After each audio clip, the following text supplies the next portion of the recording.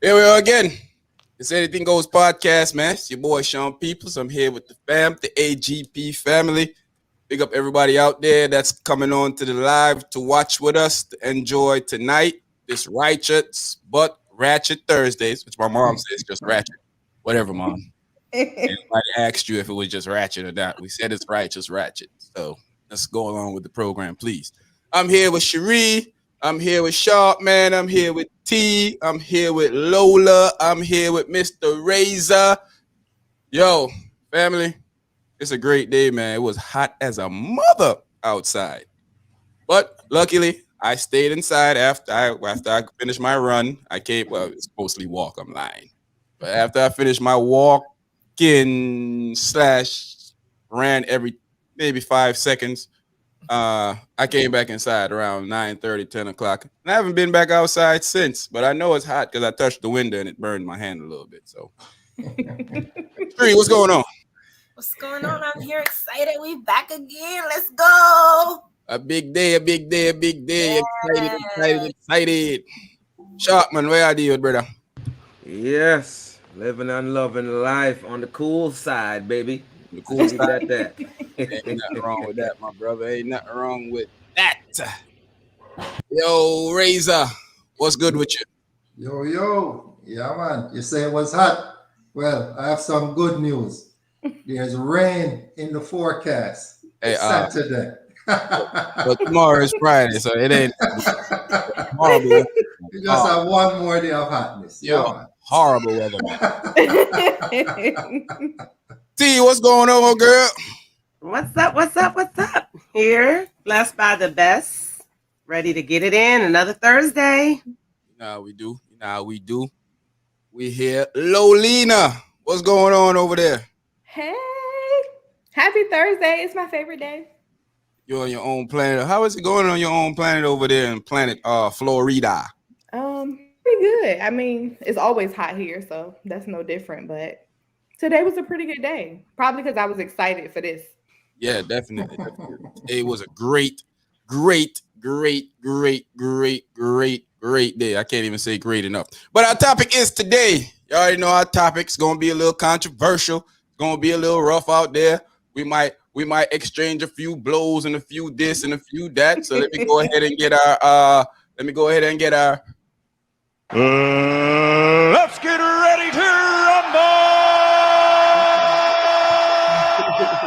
I hope y'all ready. So our topic today is, man, why do most successful women have a hard time finding love? You know, it seems to be kind of some people call it a cliche type of thing to say, but it's actually real. I know a lot of women that's upper class, upper echelon, have stuff going on for them, great career, and they don't have any love life. They are searching for love life right now, and sometimes I'm wondering, is it too late now? So, Cherie, what's your opinion on this topic? Well, I think this is what I think. Not everyone, but most women, when they get to a certain, like you said, level, they don't want to deal with a lot of things. Meaning you have to have a certain type of money. You have to have a certain amount of certain type of car, certain type of house, certain type of status, and it's sad to say that some of them just don't. Some of them are very happy being single. Some of them just feel like being single. They don't want nobody. And it's not too, I heard you say it's not too late for love at all. It's never too late. But successful women, like I said, mostly, they looking for somebody on their level or a little above them. They not going to deal with the regular, man with the 9 to 5. They want somebody already established. They want them type of guys. They don't want those type of guys. No. I'm not saying everybody. I'm just saying most that I've known. They don't want a guy with potential. They're not looking for potential at this I need point. you there already. I make this figure. You need to make this figure a little bit more. Match me, player. Match me. Yes. Yeah. That seems to be it. T, what you? Fellas, don't feel left out. We're gonna talk to the ladies first, because of course they are ladies. They would know more than we would know. So I'm just going off of some statistic that I read on the internet. But T, what you think about this? I agree. I agree a lot with what Sheree just said. It's once you get to a certain level, it's like someone has to match. You know what I mean? What you bring to the table, you want it to at least match. And unfortunately, is to get slim pickings as you get up top. When you get up to the top, it is slim pickings, because most of them are, married, or they're single for a reason. Or very simple, you just don't have the time and the patience to deal with what you used to deal with. You know what I mean? Like, it's like, why? You know what I mean? I take care of myself, so you lack that, how would you say it, when that ambition, that ambition, with trying to find a guy to provide something for you. You know what I mean? You got it all. So what do you need him for? You know what I mean? You don't need that headache. You don't need that drama. You just. I'm glad you touched on that, because I'm gonna tell you something when my move is around to everybody else, so I'm writing it down so I won't forget it. Lolina, what's your opinion on this topic? I agree with both ladies. I think that when you get to a place where you can handle everything on your own, you're less accepting of things. Like what was that show? Everybody Hates Chris, when the mama used to be like, I don't need this, my man got 3 jobs. You be like, I don't need this, I got my own money. He did have a lot of jobs. That fool did have a lot. So it's harder because you're not willing to give so much. Like, whatever your standard is, when you've reached a certain level, you don't bend for, whereas when you're younger and maybe you're making it there, it's like, maybe I can work with this. But once you get there, you get tired of working, I guess, or working so hard, at least. Yeah, I would agree with that. I think that's a true statement. Sharp man, what you think on the topic? What do I think on the topic? Why do successful women find it hard to find love? Okay, boy. Yeah, this one, not gonna say it's sticky, but I mean, you've all said a lot, so there's nothing to disagree with there. I would only add that some of those women with, that's already successful, they need to chill out. They need to just lay back and let love come to them. Stop worrying about because you have.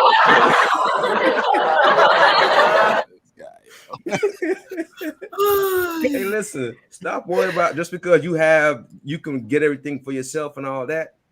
You can't get a man with all that by yourself. You need, you just can't do all that by yourself. You know what I mean? Oh my God. Listen. Yo. Okay. Listen.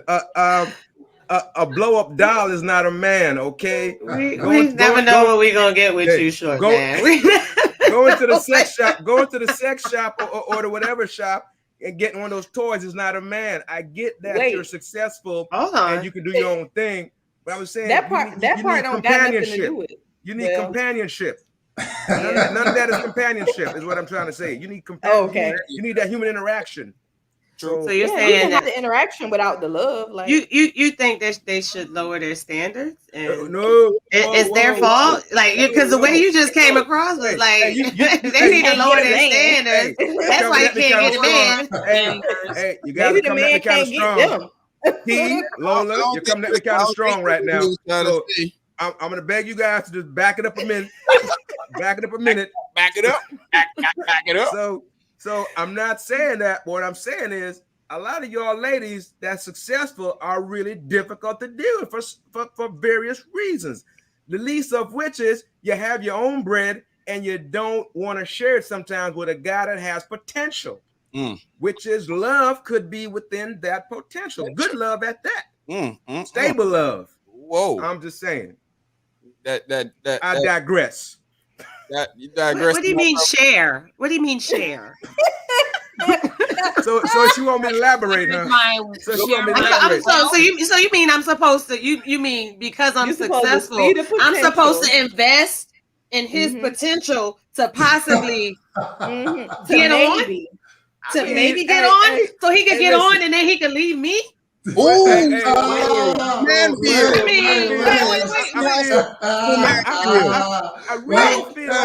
So when the man is doing it, listen, Linda. I made a post the other day. These men these days are like women. They want to be treated like women. And what you just said kind of fed right in. I'm supposed to invest. You gonna invest in a woman? I mean, if I have when you meet her, when you meet a girl, you're gonna be like, oh, she at McDonald's right now, but I see she got potential to possibly. Let's be honest though, that happens a lot. It's rare. It's rare a woman who is successful dates down to a guy that just like right now. Wendy Wyndham, what's the other author who got played by her? There's a lot of successful women who don't have. All the time. And I'm glad when y'all do this, because this is my quote, and I love saying it. There's always exceptions to the rules, but guess what? That doesn't make it the rule. The exception is not the rule. There's always exception to it. The fact that it's not our fault we was born with a cat between our legs. It's not. Meow. Women never date down. It's usually a man will pick up a woman that doesn't have a lot going on, and he sees some type of potential in her that makes him say, I'm gonna work with it. I see a lot of girls, like normal girls, dating down with and taking care of guys too. So it ain't just the success. People with money. It ain't just the it's a lot of girls who are just normal, working 9 to 5, and they got a bum sleeping on their couch and driving her to work and dropping her off. And then coming back and picking her up. We're talking about the so that's women taking care of men, though. Like y'all act like that don't happen. There's a lot of men who get taken care of by women. No one is not saying that doesn't happen. Well, we're not condoning that. I'm just saying, you ladies that are successful, you guys don't want to give a guy a chance. I mean, we do, but we can't help that. We can't help that the guys, blow it, or they're right. Okay, question for you. Question for you. It's not that women don't want to date. You know what I mean? We do want to date. We do want that companionship, but we have now established ourselves and we are taking care of ourselves. So we're not just gonna give our energy and time to just anybody. We're more selective. Some of them be exactly. You know what I mean? You got people don't even want to pay for Applebee's. Like, come on now. I mean, you going to extremes. I mean, there are brothers that are above the Applebee's level that may not be necessarily on your level, but you can bring them in and they can come I be up. trying, man. I be trying. Listen, we can't save everybody now, short man. We can't. You're not a captain. I get you. If we go front all these men and these investments, man, it's gonna be what? A whole bunch of unsuccessful women. Everybody gonna be broke. Yeah, I get you not. I get you not the captain. I get that part. No. Before I even get to that, Razor, what's your opinion on this situation? Because we have skipped your whole opinion. Big up everybody out there who's on the live. Please go ahead and like the live, share it to your social media platform, share it to your friends so they can join in the conversation with us. What's your opinion on this topic, Razor? Yeah. Well, I feel like women that are successful are just stuck in their ways. They're not willing to change anything, Hey, when you look up the reason, that's particularly one of the reasons why they're single. Yeah, because they're stuck in a certain situation that they feel that they don't have to change anything about themselves, because they're going to tell you that I can do this all by myself. Cool. Exactly. There's no compromise. Behind later on, be 40, facing a 27-year-old and then getting mad at him because you don't want to return your phone call. There's no compromise. Then they turn into a cougar. See that? Then they turn into a cougar. Yeah, he playing games because he got a young girl down the street. That's Oh my goodness. more. Yo, And here you are treating him They- real they- nice, they- but he got a little shorty down the road, and they- you treat they him want- good. See they- that? But you waited too late. They want a Hey, young man. guy. They want a Hey, young man. guy that they could control the younger Woo. guy. So they feel like they could tell him to do whatever they want him to do. They want a young bum that's really not doing anything. The guy that walk around with a six pack that's doing nothing but eating up all their money. They want that. Sorry, They these young control boys are that. successful. They like doing They- things. They like spending money. your money. These young boys, ain't nothing wrong with these young boys. Don't be hating on the young boys. They come up with something a little bit different than Good Morning Exactly. Beautiful. I can't mess with that. No, they don't. He gonna They get your latte and making Yeah, pancakes, huh? they use the same line because they learned it from they daddies use the same No, line. man. Look, they got them They're young boys gotta creative, look up okay? to you. You know what I Yeah, mean? they They creative. look at you, they be Some like, of them oh are very man, I gotta come correct I'ma because bring- she got everything. I'ma She bring got my everything little- together. You know what I mean? So I gotta come correct, yo. I'm bring my little Listen. roadie Randy up here so Randy can give y'all a lesson or two. But Randy is very versed in dating older women when he barely 25. I hope none of them ain't listening because Randy be sharing it loud. I hope none of them ain't listening. You about to get somebody in trouble. Sorry, Randy. Sorry. Anyway, here's the thing, man. To be honest with y'all, women run around with this independent thing. Most men don't like that crap. Most men stay away from women. They be good men out there. You know what they don't like? Women have this attitude of, like I just said, I'm successful. I'm this, I'm that, and they never see their faults in anything that they do. It's a reason why you're still single at 45. It's a reason why you still, you sometimes you pick your career over that person that you're supposed to be making your life with, but you choose to have your career instead of trying to balance your career and your love life. And then later on now, you try to come back to having a love life when you find it's very difficult to have a love life because you're already set in a certain type of way. And the person that you think you're going to be with don't like that type of crap. Most men do not like a woman come telling them about their independence and how much money they have to spend. That, because here it is. Do y'all think a rich man care how much money you make? A man with money care how much money you make? No. You don't. That it doesn't pass anything to him. So we're not just talking about y'all finding somebody less on your level. You find dudes that making more money than you and he still don't want y'all because you have the same mindset of, yo, I can do this by myself. I don't need nobody. I'm me. I did all this work for myself over the years. I built me. I can be lonely all by myself. I don't need no man. A man don't make me successful. A man don't make me this. A man don't make me that. But he do keep your company at night, and he do make you lonely behind. You got to call your friend and cry and say that 27. Why y'all think she lonely? Tonight. Why you think she lonely though? Why wouldn't you be lonely? You're a human being. You but you need. That's the whole thing. You can find peace within yourself. Okay, it's not all about just having somebody in your bed that's going to give you drama and all that extra stuff. We talking over each other. Everybody. These women too that you're talking about, they also probably have been hurt by men or done wrong by men. You know what I mean? Get over and that's that. why they put it how up long you there. gonna hold that for? Get over that. I keep hearing people saying they get hurt people. You hurt can't tell people. nobody when to get over their stuff. Go get therapy. It's not. It has nothing to do. If you're hurt, go get therapy. That's what I'm telling you. If you're hurt, it's when you've been played. You're not gonna play. You're not gonna play yourself again, are you? You know what I mean? If you touch a hot stove and you see it, are you turn out every man that come? You cannot turn out every man that come because you but you need to pay attention to you the got to red get yourself flag. together, or you are gonna find You gotta pay attention to them red flags. All right, guys. We talk about before we came on. We talking over each other again. Ain't nobody here. We're not talking over each other. No, we talking to each other. We talking to each other. Because Lola talking crazy right now with T. They both talking crazy. Man, calm down. Yes. Thank you. You over there. That fresh air doing something to Sharp Man over there. Hey, you might need to go turn it off on you next. Next week we might have to come over there and do turn it not. off on you. No, please. No, please. we feel a little too cool Alright. today. Yeah, you know, But, I mean, why do y'all act like being single at 45 is like the end of the world, though? That's the We're not Death Star. saying it's the end That's of the the world. Death Star. Hell.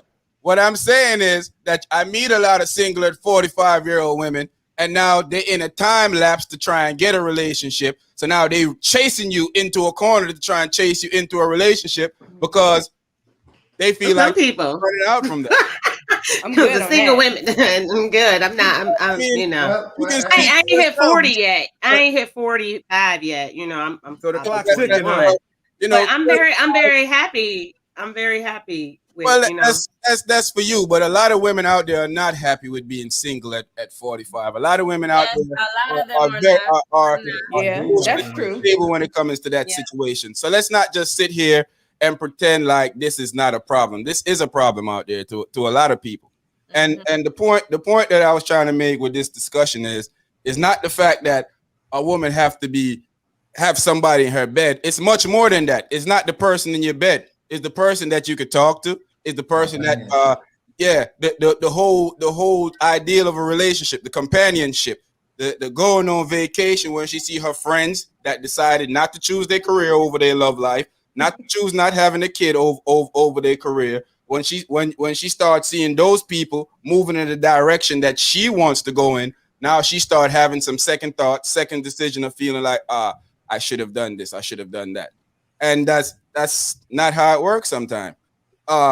Lolina and Razor, y'all look very curious, like y'all have some points y'all want to say. Razor, let me hear what you guys say. I was So I was saying, I totally agree, especially like when you have a successful woman and she don't have kids yet, or she's in that mid-30s going on, where she want that kid. She is looking for somebody that she's gonna try to get them to that level and maybe rush it in an instance like, hey, I want kids, so she's gonna push that relationship in where necessarily that man may not be ready to go there as quick or as fast as she is, True. So the being too independent and choosing your career over sometimes your love life, or it can have that effect on you, because now you're looking down the road like, man, I don't have any kids, I don't have this. You want that because now you're on a time limit. I got to do this before I hit 40. You know what I'm saying? Because it becomes high risk. So that. Go ahead. I'm listening. So I'm saying that's how it is sometimes. That's how I see it. That's how I view it. So I mean, you're all right. They do rush it when I see it in that instance. When they feel like it's getting too late. Yeah. D. Lockhart says she ain't happy being single. She ain't happy being single either. I should be able to. I am very happy. I don't think he's thank talking you very about much. I don't think he's talking about you. I think he's talking about the situation that we're talking about. It's not He personal. said she. I thought he would talk about me. I said I was happy single. Not personalized. What he's saying, that she's the women. But I would say there are some women who. We can say there are women who did do the career first, and then there are women who did have a relationship first, and now they are single again, and they're not ready to jump into a whole nother relationship. It's not a priority like that. Single, you can't put age on it, like, because some people become single late in life. You know what I mean? That's true. Some of these women done lost a husband, or they became single later in life. So to stay single at 45, let's distinguish. We're not talking about the ones that lost a husband, because obviously they know how to get one, and they know how to get into a good relationship. So you're saying the single women don't know how to? They don't know how to. I'm not saying that they don't. I'm not saying that they don't. But that's what you. Okay. They don't know how to get into a good relationship, but I was trying to get the nuance into it, but you got to me first. That's okay. That's all right. Okay. So, but here's the thing. I think the single women that's successful really should consider letting their guards down a little bit more. I'm not saying get bamboozled or get hoodwinked, What I'm saying is, What I'm saying, get bamboozled and hoodwinked. Nah, I I'm mean that's saying not that. what I'm saying. That's Yeah. not. What I'm saying. Give a person a chance. Stop necessarily looking at, if you're up here. I'm not saying you got to come down here. I'm not saying that. Somebody could be in the middle and meet you where you are eventually. They can get there. Somebody down here, it's going to take a lot for them to get here. But if somebody's right here and you and them get together, they have that, that in them, that ambition, because they're already here. They could get to your level. Or if you're looking for that, or they don't even have to get there. That could be enough, because if you're always looking for somebody to get to your level, that may never happen. You may have to go find some rich jerk that's on your level or above, and that treatment may not be as nice, may not be as favorable. So what I'm saying is, it's there if you want it. You just gotta be willing to compromise a little, is what I'm saying. For those, yeah. But here's the thing too. There's a lot of people in relationships. Oh, go ahead. What y'all are doing is y'all are making it seem like we're just talking about guys that don't have any money.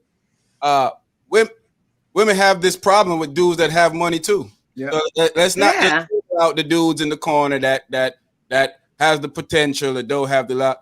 There's a lot of women out there that have problems because of their success, of feeling they can do stuff they want to do. And like I told y'all before, men, no matter what we say, no matter how much you hear us talk this nonsense on this program that we want the lady to come with something to the table, most men do not like a woman coming here talking about, oh, I make this and much and I can do this. Yeah. That's a turn off. That's what I was gonna say. The women who go into a situation saying, "Oh, I can do this." I don't know those women that are like, "I can do this myself," or "I make this much, so you need to make this much." I think it's more of like, when I'm getting to know you, I'm talking to you, and we're having, say, like a general conversation such as this, and then their approach is just to start off with a bashing, because you don't match mentally, you don't match spiritually. Like, those are factors of it. Lola went to church this weekend. You can hear Mama went to Juve this weekend. That's church. Hallelujah. Lola was out getting soaked this weekend. She was at a pit getting soaked. Lola was getting paint thrown on her and phone. Hallelujah. Lola had somebody's son throwing stuff at her this weekend. I did. Yes, I did. Hey, everybody out there that's watching the live, please like it, share it with your friends, share it on your social media for us, please, so we can keep this conversation going, keep this conversation moving in the right direction. Lola. Yes. Before when you finish making your point, will you read that's on the screen for us? Okay. Oh, what about the man that's watching how much money you make? Trust issues do pass hurt. So being single at 45 is not a bad thing. I mean, we're pretty sure it's not a bad thing. It's not a bad single thing. at 45, but who wants to be single at 45? Let's see the hands. Like, people aren't in relationships and don't have companionship. There's people who are in relationships just to say they got a relationship. So that's true. That's very true. Oh, we ain't talking about those people. Why we not though? Like, you're saying we should be. That's not what we're talking about tonight. We're talking about people that doesn't. We're talking about women that are successful that can't find love. We're not That's part of the reason. That's part of the reason. These women are holding these men that they don't even like. Well, let me stop. I'm just picking. If you find the right person for you, that's cool. But most of the times, I see it for myself with women. I know women in my family that are successful at 40, 50 years old, don't have a man. Even if they started off with a man, they don't have one now. And most of the time, it goes to the process of them thinking how a relationship works. You brought a topic up to me the other day that we're going to discuss next week, Tuesday, about demasculating men. When you have women that's making money and they start feeling like they're the man in the relationship, and they start that's why a man don't want to be in a relationship like that. That's why most men are turned off to a woman that makes money. He don't want you to come telling him about you making this and you making that, and you do this by yourself and do that by yourself. That's an automatic turn off to him. You can make all the money in your world unless you're Bill Gates' wife or Oprah. Hey ladies, how y'all doing? and it's listen, man. we can pretend because we in a world right now where we don't like to accept the truth. The truth of the matter is this stuff happens, and it happens because certain situation happen. Of course, we know that, guys. I say this all the time. Men are crap when it comes to relationship a lot. But that doesn't mean that every man is crap in a relationship. So you taking your anger out from this person to the next person, or you seeing that your mother was hurt in her relationship, so you draw that down into your lifestyle and bring it into your next relationship. Who is that healthy for? It's healthy for nobody. It doesn't help anyone. And that's what I was saying. I was merely saying, you can't keep saying that you got hurt, and so therefore you can't trust anybody. If that's the case, I would recommend some counseling. Let me stop and pause for a second. I want to welcome my sister to the live. Love you, sis. Let's start off the short sis. Yeah, love you, sis. That's related to short man. We call them. We end their name with short. Hey, man. Actually, she's a very tall one, so we have to leave her alone. Let's be fair. Mrs. Short Man is way taller than you. Yeah, let's leave that alone too. And I still call her Mrs. Short Woman. So But yeah, so anyway, people, if you're out there, please like, share, and subscribe. Listen, I know a lot of you guys out there have plenty of friends. Please invite your friends. Let them have some fun too. Do not be stingy with your friends. That's not fair to them. They are missing out. They're really missing out. Podcast pooper. Please share with your friends. They are really missing out on something special, especially when I'm about to get at tea again. Hold on for a minute. Let's go. Because you real bigoted tonight. The other night you sounded like you was a girl last night. This time you bashing girls. So, we don't know what we getting. Last week was totally different. So what you gonna do? I'm not, dude. I'm not. And I'm not saying that you gotta. She call you a girl? What you gonna do on the girl side last week? She just even I had on their side last week. Come on, but now he bashing us, I'm not bashing. I'm just trying to set all you successful women straight. I want you guys to get your life together. You're successful. You're successful. You're doing good. Give yourself a chance. You're not giving yourself a chance because you have this criteria and you're dying basically on this one hill of, oh, I'm successful and I've been hurt before and he may hurt me or he may not.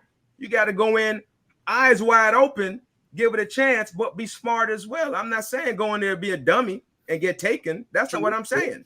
True. That's why they go to the. No, I'm saying that's why they go to these young boys. I'm going back to the young boys. Or someone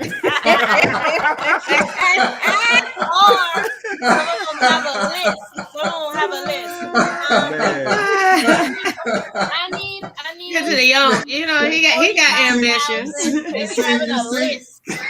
They go to these young boys and they get what they want. But when these young boys start getting mature and not doing what they want, then now they have a problem with these young boys. Oh, you're gonna find another one. That cannot. Hey, so you know what young boys do, right? They got a lot of energy. They broke off your back, and they're gonna wear your old body out. They're gonna wear your old body out. They got a lot of energy. They're gonna wear your old body out. So now here you are with a bad back trying to get a new young guy with a bad back. How's that gonna work out for you?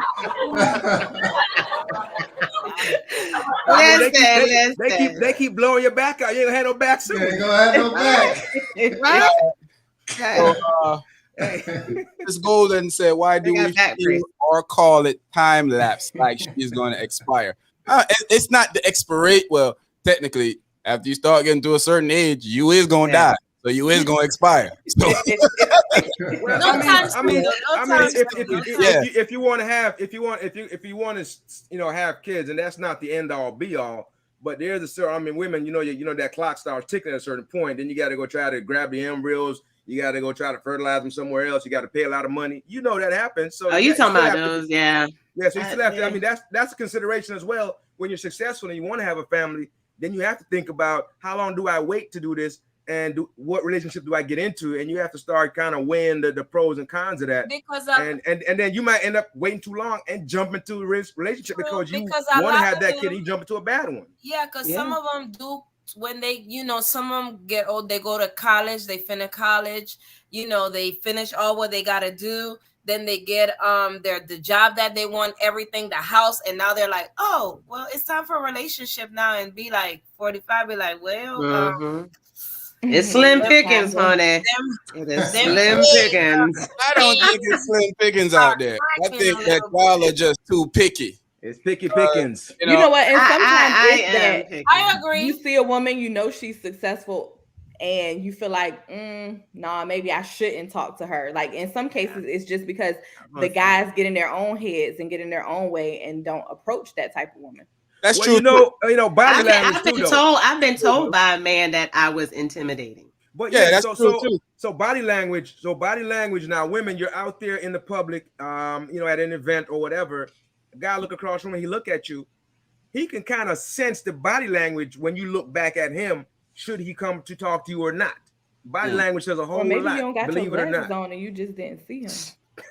But I want to say. Listen, no, you talking about old school guys, okay? The guys now, you can give them the whole eye, look at them, smile. They want you to come to. They want women to What's wrong with that? Y'all want they really want women to be the aggressor, but then y'all say that women are aggressive. Women are being very aggressive in a lot of situations. So a guy see you looking at them like, I remember Razor. We used to have a thing back in the day that we say, if she look at us and we wave and she wave back, she like me. I don't care what nobody say. That was our thing. If you wave at you and you wave back, you was getting annoyed until you give that number up. You better not wave. But now you can look not give that wave. You look at some of these ladies in the club, or you meet them out in an open environment, and you might can tell that they like you, and you don't want to go over there to somebody and they turn you down. I mean, when you was young, who cares? But when you older and you feel like you have reached a certain point in your life, you don't really want to go to somebody and they give you this long story about, I'm with Tyrone, and Tyrone doesn't get himself together in a few months, then maybe, but now I'm strictly for Tyrone. So now you got to play chess. You got to play the long game now. You waiting in the wings. Yeah, exactly. But I could say some of them turns down make you feel like you was about to get it and you ain't getting nothing. Lola, read that for me there. These situations are definitely person-centered. Only each individual female can tell you how they feel. That's true. That's true. It's different for everybody. It is, but the fact of the matter is, a lot of successful women are single, and they don't need to tell us that because we see it. I mean, but you're also forgetting the biggest part of why they're single too. Like the most successful women aren't going to be in the club or hanging out and doing that kind of thing. Most successful women go to work and go home. So they don't have that interaction to come around and see all of these eligible bachelors that are out there. A lot of them are just, they don't really go out. I don't necessarily think you go. Because, there's a lot of people that are successful in businesswomen. You see them in the club twerking. No, I'm not saying that. But truly, they'll go out once in a while, but they ain't in the club like that. They don't really. Most successful business people don't go to the club. They'll go to a lounge. They'll go to a bar. They're not in the club like that. As much. That's true. Yeah, they're not. There is places for them to find people, though. It's not like there are. They have social clubs and stuff like that. But they, some of the guys that in their circle don't want them because of the reason that I said. Bet right, secure men don't have a problem with a woman who is independent and confident. That's not what we're talking about. The point of the matter is that when you start being in a situation that you're demasculating a man now because your money is bigger than his, your structure is better than his, or even if your structure is not better than his, he's richer than you, so he don't care how much money that you make. So when you're telling him, oh, this is what this and this is what that, and now you start putting him in a place where he start feeling like, yo, this is not the relationship I want to be in. You trying to be, the problem is, and T know this because that's one of her topics for next week. The problem is a lot of women demasculate men. You try to be the man in a relationship, and that's not how it works. There can't be two men in a relationship unless you work for the alphabet community. That's just the facts. And no alpha man. There's no such thing as an alpha female. So get that crap out of here. No alpha man is gonna want to be in a relationship with a female that's trying to be a man. It's gonna clash. It's not possible. Unless he's just trying to sleep on a couch. So you For- said, but you act like there aren't men who like want a woman to take control. There are men like that. You have those suckers.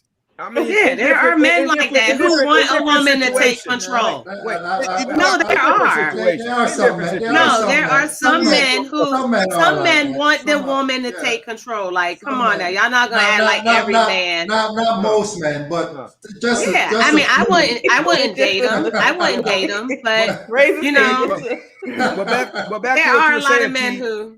back to what you were saying, T, about the club thing, about women. They're not going to the club. They're not going to the club. I know that for a fact because I see them out. I travel across the country just to do work, and whenever we go to happy hour after work or whatever, you'll see Hard liquor. tons of professional women, tons of them out there. They'll do happy hour. I mean, they do it. They do happy hour across the country. Anybody say they don't, they're lying. They do happy hour, believe me. And they're in there, so they have plenty of opportunity. So, and when you look around, there are a lot of professional men as well. So that environment is filled with professional men, of all stripes. So definitely the possibility is But we're there talking for them to get that, for them to get that. But just like y'all say, y'all talk. talking about the ones. There are women who don't. They really don't. They go to work, they come home, they feed their cat, they talk to their cat, they drink their wine by themselves. I know a lot of there are women like that as well. I'm not saying everyone successful don't go out and socialize. No, by far I'm not saying that. But we talking about these women who can't find nobody. That's why, because they go home and talk to their cat. they don't go out. You know what I mean? The cat lady, not the cat lady. You know, the cat spinning wine. Is that a cliche? We don't see them. You know, they too busy. They like, I'm too busy. I can't do that. You know. Is that a cliche? The cat lady? You know, they got a driver and still don't go out. Like, hey, you're right about that. You are definitely right about that one. They'll have a driver and still won't go nowhere. They just go home. Like, These control issues. I think that's true. Yes. On both sides, actually. Because you have men that want to control the issues, and then you have women that make it to a certain success in life, and now they feel like they're supposed to have the control. Go ahead. I think in this environment that we're in today too, it's definitely that with the women. A lot of women have fought so hard to get to where they're at, and we can't, and we shouldn't overlook that. We should not overlook that. A lot of women fight really hard to get to where they're at, status-wise and success, and a lot of times that in and of itself gets their guard up a little more because they feel like that guy is coming in to really take them down when really they really mean to keep that energy for the workplace. You know what I'm saying? You know what I'm saying? They really keep that energy in the workplace and not when a guy's coming to approach them or talk to them or trying to, have a conversation with them, or even getting something deeper. They still have that same energy when it's two different things. They need to keep that energy in the workplace because that's where the fight is really at. When they're outside of that and they're trying to maybe get a relationship together or something, that's where they should be a little more giving, a little more compromising, and try to meet that situation halfway. And that may work out better. But I just think, again, we don't want to overlook the fact that women have to fight to get to where they're at today. And a lot of these women aren't single by choice. Like a lot, they probably tried relationships, and that's the point that we're trying to make. We know that they're not single by choice. No, what I mean is they probably tried relationships and it doesn't work. It doesn't work. It ain't always their fault. They could have some bees too. There's dudes. They can have bad choice in men. Like, you know what I mean? There's dudes that they can have bad choice. But like you said, you don't want to go through this. You don't want to go through that. I see Denise put up here that she ain't letting her guard down. And that's what a lot of women feel. A lot of women feel like, hey, I'm letting my guard down. But how are you going to find somebody to do anything with you if you have a guard up. That's just it's not gonna work. So you have to be able to understand how you gonna find love. Cherie, go ahead and read that for us right there. Women that act like that need to understand Jesus, not dating. Oh, Jesus. Yeah. Hey, anybody that's on Facebook, big up my husband. Big up my husband. Yeah. Big up Andreas, big up everybody out there. Kerry, big up yourself. Demby out there. Demby, big up yourself. Sweet Pisces, big up yourself. D Lockhart, Mama Africa, everybody that's online right now, big up yourself. If I ain't seen you yet or I ain't say your names because I ain't see your name in front of me and I'm bad with that. Yeah, I want to say a big up to Facebook. Big up to my friend Kashana in the building. Thank you for showing up. YouTube if you're on Facebook. Come over to YouTube if you're on Facebook. So independently, big up everybody that's online. We don't want anybody to feel left out. Big up everybody that comes every week. Y'all are all special. If you're in the cut chilling, just at least click the like button and share and subscribe. We love you too. Yes. 3 things. Like and subscribe. I think before we close out of this, I think we're gonna stay on it a little bit more. We got a few more. But I was saying though, before you even get most when you talk to most women say they want a man that's gonna lead them in the right direction. Yeah, that's nonsense. That's nonsense. But if the woman don't allow, if the woman don't allow a man to do that.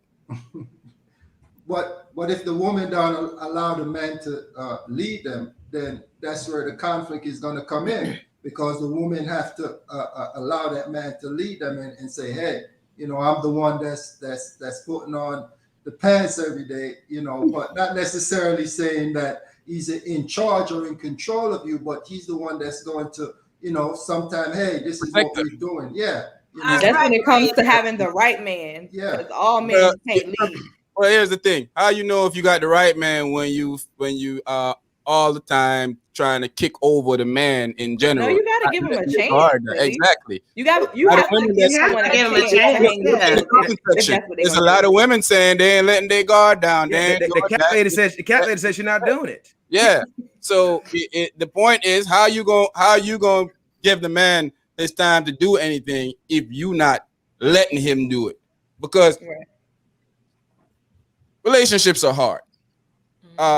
You don't jump into a relationship with somebody and the first time you see a sign of problems that you dash. That means you never cared to be in that relationship anyway.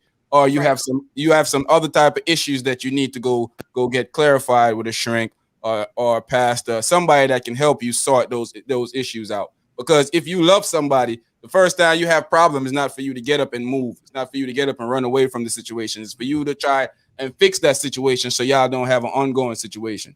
Communication is key. I think a lot of time, especially in our community, we don't know how to communicate. Even as friends, me and Razor them be on the phone talking, we be cussing up a storm. No, y'all don't really hear me curse here, but I be cussing like a mother beeper. But I just control myself because I'm on here. But when me, Razor, them be short, man, we be on the phone talking. The communication is not there sometimes. We just rambling about what we have going on there. So, and that leads to in relationships too. We don't have that good barrier of communication to fix issues in a relationship. And then the women are supposed to be more sensitive in the relationship at times. But now in this society, the women are trying to outman the man.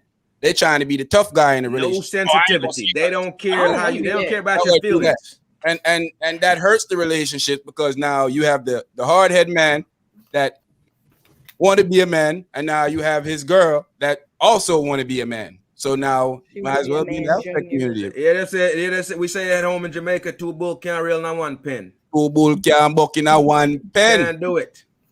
Can't do it. It don't work. Kerry said, "Don't be selfish. Tell your friends about the podcast." That's what I'm talking about. Share, man. Share. It seems like the guys have the problem with us being successful. They bring it up the most. So true. And you did see, if y'all see. And one of the problem is, women don't like to listen. Because I just said that. I said most guys don't like successful women. They don't like hearing you tell them that crap about how you make this and you make that. It's a turn off to a lot of guys. Yeah, because a lot of guys have. So are you not reading? No, she's saying the guys bring up yes our success more than we do. We don't even have to say it because some and guys. then Because a lot of guys have ego. A lot of guys have ego. Have ego. Yeah. It's what I'm saying is that I'm saying that you didn't listen. That I said the same thing. I'm not saying that even if the women don't bring it up. It's the fact that the guy already know that you're successful, so that's a turn off to a lot of guys. A lot of guys don't want to be in a relationship with a girl that he deems more successful than him. So that's not her fault. That's not her fault, though. Like, it's her fault. That's their stupidity. Like we supposed to dumb down. Well, you saying because she gonna be single at 45? Like we talking about why she's single at 45? Like it's her because but that's not her fault. But you can make it kind of a better situation for them to kind of ease into, right? You can make it bad, you can make it hard. You know what I mean? I mean, you can make it good or you can make it hard.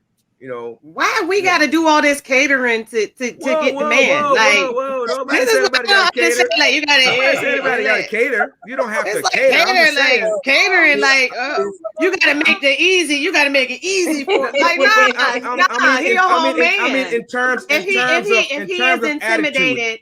If he's intimidated by my success, that's just it. That's his intimidation. It's not for me to make him comfortable. It's how you carry yourself with that success. That's the point. A lot of times, it's how you carry yourself with that success. That's a lot of times that makes it difficult for a man to approach you. And when he's approached you, and even in the conversation, how you carry that conversation forward. That's what the issue is. A lot of times. Might already be looking down on him before he even get to you. I told y'all, give you men enough time. Give you men enough time to talk. You talk yourself out of the draws. That's what happens. That's the same. She does talk to him. And then he's like, it don't add up. You know what I mean? Like. That's not the rules for everyone. Because a lot of the successful, let's be honest, a lot of the successful black men go to the white women. I'm gonna tell Petal, stop co-signing. I don't go to the white women. If you give Petal is one of those ladies that is a feminist that you would call. I don't mind feminists. Here's the problem with feminists. They don't see the other side of situations. My daughter's a feminist. Well, that's cool, but here's the thing: they see things one directional. What we're telling you is not for you to bow down to this, or not for you to say that this is a factual. Not saying that this is factual. That this is what you're supposed to do. What I'm trying to tell you, this is how people think. This is how men think. This is how the opposite sex. Don't think. I'm not saying it's right. I'm saying this is how they think. When a guy feel like that, you like see what D's saying? D's saying the same thing I just said. Me is the demeanor of the person. Yeah. When you start acting or you start doing things, sometimes you don't even see stuff because you will have people tell me that I'm show off, and I don't feel like I'm show off a bit because I don't present myself that way. But people make inferences of you. It's your interpretation of you. Yeah, it's exactly. So that the demeanor of the person could be, If I'm not saying I make the money, but I'm showing that I make the money. I'm not saying that I'm the boss, but like you go to work, you got a cool boss. He ain't telling you he the boss, but you know he the boss. Mm-hmm. That's the thing. And I'm not saying that this is right. I'm not saying that is right. What I'm saying is this is what happens. This is a part of the reason. When we start the conversation, we're not just saying that we never said it's the women's fault why successful women don't have a relationship. That's all I heard all the time. It's like y'all have really like, oh, it's her fault. Like, no, that's not because she's successful. Like that's how it's. It's not her fault, but she can't. But y'all are stereotyping. Y'all are stereotyping. All of these women. All of these women who are successful don't have to be that way. How many times stereotyping that way? Have I already said tonight that men are problems for this? How many times do we have to say this? See, the problem is you want us to just blame the man fully 100% for you to actually feel like that. I didn't say that. No, I didn't say that. That's what I'm hearing right now. Just okay. Listen to what I'm saying. That's what I'm hearing. I hear you. Okay, but perception. You don't hear yourself. it's come across, each one of y'all, it's come across like, oh, well, it's the woman's fault she's single and she gotta find someone and she gotta need someone. And I don't know how. I only got that from short man. Exactly. See, well, I don't agree with that, Lola. But what I'm saying is, see, Lola picked up on what we're saying. She said she only got that from short man, but I ain't gonna sell you out, short man, like you would have done me. I'm a hold down. We know short man. I stand. Sweet Pisces in the comments. Sweet Pisces in the comments. And I didn't say this all. It's the woman's fault for everything. Yeah. I'm just saying. She agree. If we, what's that? What happened? In the comments, they agree to. It's coming off that way. I mean, okay, it's coming off that way. To women that only want to hear one thing. Because why? Look again, it's our fault. We heard. Did you hear us mainly saying it's women's fault? No. Because I know that I blame the man. I know that I've been up here saying man this, man that. In fact, my last thing was saying it's the man's fault because they're seeing women as successful, so they don't want to have the relationship. So how is that blaming the women? He's giving one perspective. So he's giving one perspective. We can't both give the same perspective. I'm giving the part where the women have a part to play in this. He's saying the men have a part to play in this. Everybody has. That's what I'm saying. Everybody has a part to play in it. Like a relationship. I'm telling you, the women have a big part to play in it as well. And he's saying the men have a part to play in it as well. So we're giving two different sides of it. I'm not gonna give the side he's giving. Doesn't make any sense for us to give the same side. So yes, I'm saying the women have a part to play in it. And yes, they have a lot of responsibility in this because they're the ones with the success, and it's how they carry themselves. And how they carry themselves really does kind of determine if that relationship may work or may not work.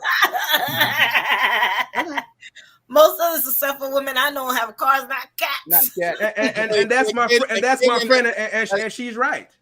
But Katie, let's be honest, Kashana. But there's a lot of other women out here that maybe they're because they're boss, but they still want to be boss in a relationship because they can't disconnect that. They feel like they're the alpha in the relationship.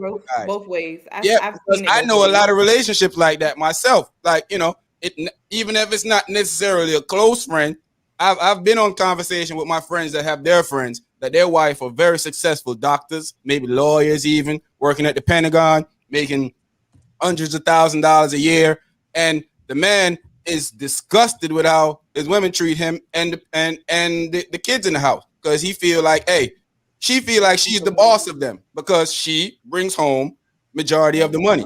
He makes $60,000, she make 200 something thousand a year, so she feels like I'm the boss. So when he try to make a decision, she tell him we're not doing that. And you know why she does that? You know why she does that? Because she can, because she's making the most. That's why she does that. Should she do that? No, she shouldn't. No. If she really want to be, be proper about it. What's the best decision to make? Not that don't make it because I make more. Hey T, you got a cheerleader. Oh yeah, they all in together. I got it for you guys tonight. Come on with it. I got it for you guys tonight. We're gonna block you, Peto. No, you can't leave Peto alone. Here my cousin comes selling me out. See your cousin. That's how y'all say like the women should do all the compromising. Like that's, I agree with her. I agree with her that a lot of times the women. I agree with her on that.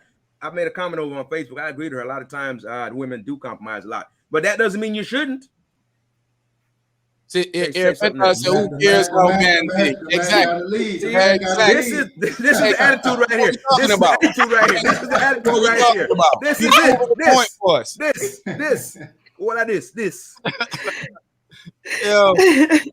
No behavior. This is the reason what we're talking about. I can't believe you always agreeing with T them anyways. I don't even know why I'm pretending like I can't. We're gonna block Sweet Pisces off of the live because right now she'll be everybody. Lou, go ahead and tackle that for us, Cherie. Do you forsake femininity for success? If so, that's not feminism. And many times in order for women to succeed in a man's world, that's what has to be done. That can leak into the relationship. Yeah, it does. I think that it's hard to separate life sometimes. I find this, I'm gonna speak for myself on this one because I can't speak for my brothers in this.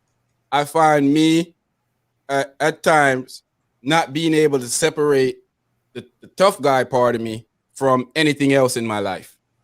So whether it's work, whether it's business, whether it's a relationship, whether being a father, I find it difficult to separate being a tough guy, if y'all get what I'm saying, from those things. It's like I'm always on the defense of trying to put it like Kaden say.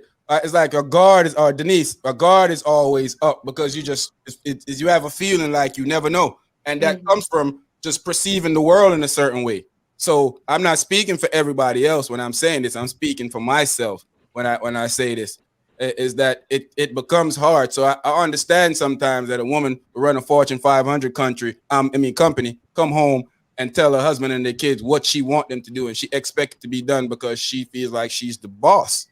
And people do have that. Males do that all the time. Female do, everybody, you have that, it's like being in the military. You have some little young white boy went to school to be an officer. You've been there a couple of years and now he in charge and he telling you to do something that that this is wrong. But because he's superior to you in rank, he's telling you going to do that because because I'm your boss. I have this rank to tell you to do that. So they can't separate themselves from that situation. And I get that, Sean. I get what you're saying with that. And so what I will say about that is it was hard at one point in my life as well to separate being a tough guy versus everything else. And it's really balanced, and it comes with time and just experience. I mean, it's balanced. I mean, you have to be able to put your ego aside, and that's not an easy thing to do for difficult. I want to say for a man, but really for anybody, especially when you're defensive, especially when you're always on the defense. Exactly. Difficult. So definitely, I feel like over time I've gotten to where I don't care about my ego. It really, I don't. Not even at work. I look at myself now, and I'm in the pros when it comes to work, right? I'm like the professional level. So, I look at this like, elementary school, middle school, high school, and then you go college and the pros. I'm in the pros, with the people I play with and stuff that I do. So ego, you have to really check it at the door because a lot of times you have to own up and say, hey, look, that was my bad. That's on me. I messed that up. So, let me go ahead and fix that. And that's what you have to do in a relationship sometimes. You have to own up and say, look, that was on me. And a lot of times it's hard for us to do that because of ego, and that will break a lot of relationships and make things harder to sort out. I see Lou, that's always on y'all side and make something kind of controversial. Go ahead and read that again, Sheree. The topic is, why do successful women? Son, we are talking about women, so yes, it is their fault. Only they control access to relationship with them. Hey, Lou beating them, boy. Lou beating them tonight, boy. Lou is beating them. Hey, Lou say bring it back. Okay, we're bringing it back. Right, okay, Lou, hats off to you, bro. I'll put a hat on, take it off, bro. That's fine. That's fine. Yo, I'm not mad at you, Lou. I am not mad at you.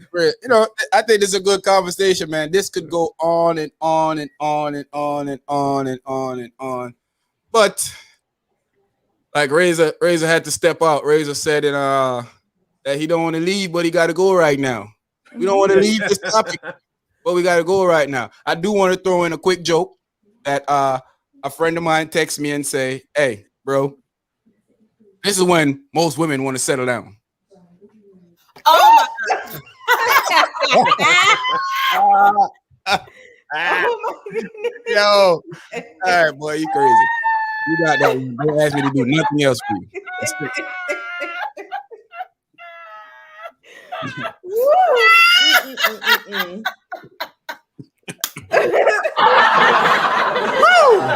Hey, put that back one more time. Oh my, no, we don't need to see that again. Oh gosh. Hey, you see what I'm saying, T? Beat up. Good gosh.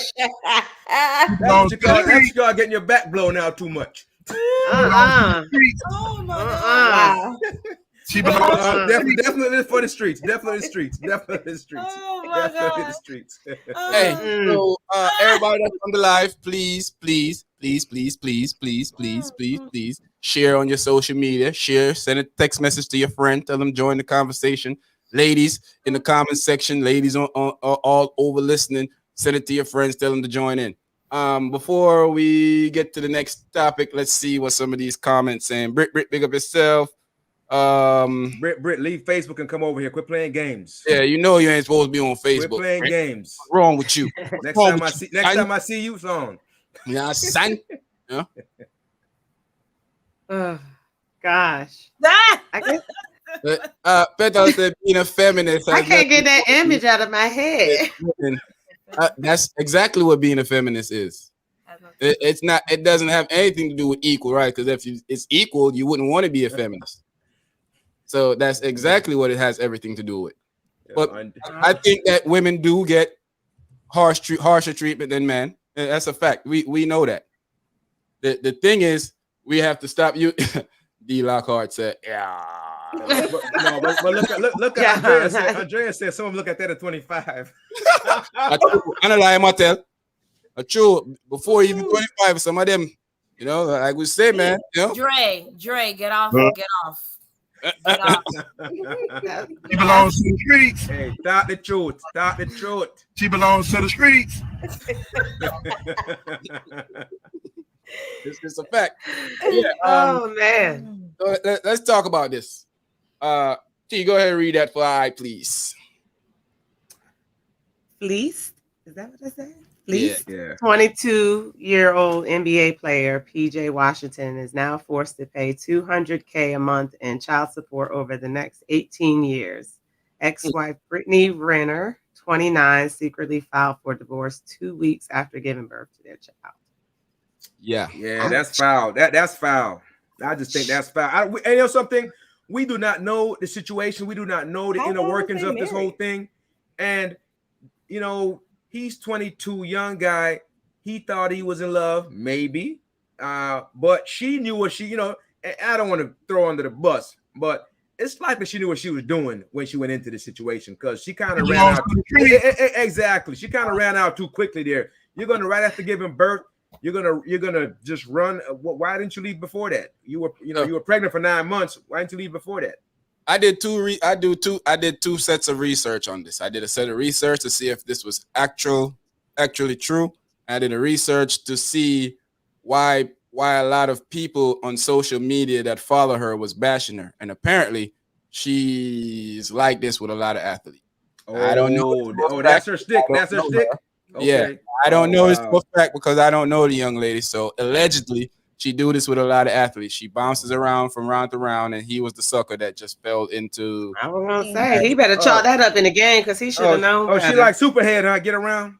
Hey. Okay, I guess. I know a chick named Superhead. Never mind. That's slipped out. Hey. I don't. Poor baby. All I gotta say is poor baby. That's guys, and that's a shame. A young man like that shouldn't be fleeced like that. That is wrong. But you know how many family members he could take care with that. I don't know what he did though. He could be sleeping with a whole man in the closet. Y'all don't know what he did. Why y'all always going there? What's wrong? Whoa! Because a lot of y'all men be doing there. This ain't ATL, okay? It's not ATL. I mean, he knew what he had to lose too. I mean, married. I mean that, but he's 22. He's not thinking with that head, okay? Let's be clear. He got a mama with that head. Yeah. She get a lick. Well, and he got some women in his. He got some people when you in love and young like that. You don't see no mama, daddy. And you're right, T. Nobody. I don't feel bad for him. He knew what he was. He knew what he was doing. It's not. He said that the story. He didn't confirm or didn't confirm. He just said they capping. But people around her said that it's an actual story. Like her friends are saying that she did leave him, and she did get a substantial amount of money for leaving him. Now I ain't sure if it's $200K, so that's why I said earlier. Yeah, allegedly. Don't try to feminist your way back into this. Thank you, boo. House money. Thank you, Thank you. Yeah, you're coming back in. Yeah, come on back in. Giving up house money. House money and stuff. But anyway, but I mean, hey man, that's why I'm a firm believer in prenup. You hear I preach that every time we up here that if you're rich, you always hear people that why sign a prenup? This is why you sign it. Sean, That's Sean, I'm why. gonna tell you something. We talk a lot of times on the podcast and even privately, and I'm always trying to be magnanimous and be that, we shouldn't do this. But I'm gonna say, brother, you are right on this one. You are right to preach prenup, and I'm supporting Let that the church 100%. say amen. 100%. Unless you build it with her. If she don't sign on, to kick her in the behind and get her out. If she don't sign it, don't kick tell your her in the mama. pants and get her out. If she don't sign it, she gets a dime if she leaves. For real. I'm gonna be harsh and cold on that one. If she didn't build it with you, she don't get squat. She wasn't in the Damn, gym. She wasn't in the gym. She wasn't shooting with him in the gym. She wasn't balling when I was in the gym. Not at all. Like the great Kobe Bryant said, she was home taking care of them kids. Boy, shout out to Kobe. Shout out to Vanessa. He said Vanessa was home taking care of them kids, so she should get half. Oh, definitely get half. Definitely. If she doing her part, hey man, she deserved. But if she one of them little scallies that thinking that you just gonna come and get me for some cashy, I'll go to jail before I give you my money. Hey, you know that. Yeah, man. They gonna lie, though. They gonna let them out. This is what we call a yamhead. Okay, this is yamhead behavior right here. That's exactly what this is. Yamhead behavior. It's definitely yam Poor business. baby.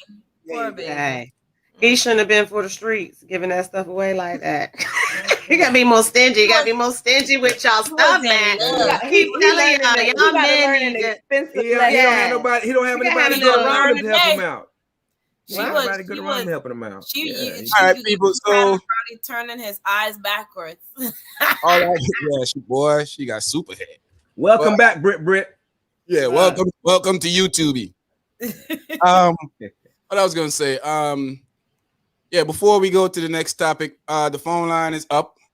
For our next topic here, I wanted to see if anybody will call in for this topic because we had a similar conversation like this before on the podcast, and it got deep, and we didn't finish it off the way I thought we should have finished it off. So let's hit this again. I kind of know who is going to agree with me on this, who is going to agree on this, and who is not going to agree on this already. Because, like I said, we already kind of hit this already. So, Dr. Dre's daughter, 38 years old. She's complaining that he doesn't give her money. He's not helping her take care of her kids.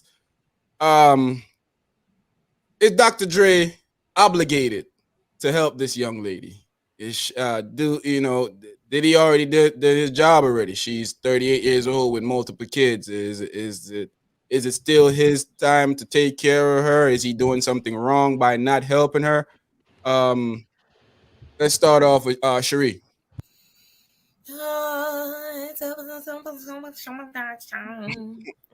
Okay. I will first. This is hard because I'm a mom, and my husband always said that I want to baby my babies forever. Mm-hmm. So but realistically, you're like, what happened? Like, what was you doing? What are you like? What is going? It has to be something going on with her, because for her to be homeless, because I know it was a certain time that he probably did give her money. So what happened? What did you do? Like, what are you? Yeah, like, I have to ask questions. I'm not gonna say just because I'm rich, I have to take care of it. Of course, I don't want to see. I don't want to see you out in the street with your children. But I'm still gonna ask questions like, what is going on with you? What happened? Wasn't you working? Maybe she's done a lot of things that we don't know. Yeah, facts. So we don't know what happened between them at one point. But because he was helping, so Yes, so what did you do with that money? Maybe because you thought you was Dr. Dre's daughter, and he gonna always help you. No, things don't go like that. You're 38 years old. You grown. So exactly. I don't. Like I said, I will help my babies as much as I can. I don't think I will want to see them in the street with their children, but I'm still gonna ask questions. He's not obligated to take care of you anymore. He's not. He can help you, but he don't have to take care of you he don't have to. And that's just, he don't have to. He can help, but he don't have to take care of you. He don't. I think a lot of times our kids feel like that we're obligated to do stuff for them. And I'm a person that believes this, okay? I believe that when you're a family, they're depending on the situation, there's always room for forgiveness, right? So, something could have taken place that Dr. Dre, sometimes you got to give your kids tough love. And sometimes your kids are going down a street that you see is destruction. And if you keep supplying them with what they need, it's going to lead straight to destruction and more problems later on. So you said, all right, I have to step away and let them deal with this part of their life that they need to deal. But Lola, what you think about this situation? Do you agree with Dre not helping her? Do he have to help her? Should he help her? What's your thoughts? Does he have to? No. I do wonder, if you have 4 children, where is their father or fathers, or why aren't you blasting them to help you? And then she said he hasn't sent anything in over 18 months. 18 months. Yeah, like so your daddy. Is he paying the child support, or like is he supposed? He must be. You are going to be middle-aged. Why are you trying to ask your daddy to take care of you? Middle-aged stuff, okay? Still look good. No. You listen, you're not putting on social media your daddy need to help you because you're living in your car. No, like that's not the place that she should be in life. She need to reevaluate herself instead of trying to blast him. Facts. T, before you hit your point, read that out for us. No, he is not. There has to be a cutoff for your kids, and I'm sure she did something against Dre wishes that put her in that predicament. Probably if he was giving her money and he stopped. Usually that's usually why people stop giving you stuff that they was giving you, because you did something that they didn't like. Yeah. Would you say anything? Yeah. I absolutely do not believe that he just is.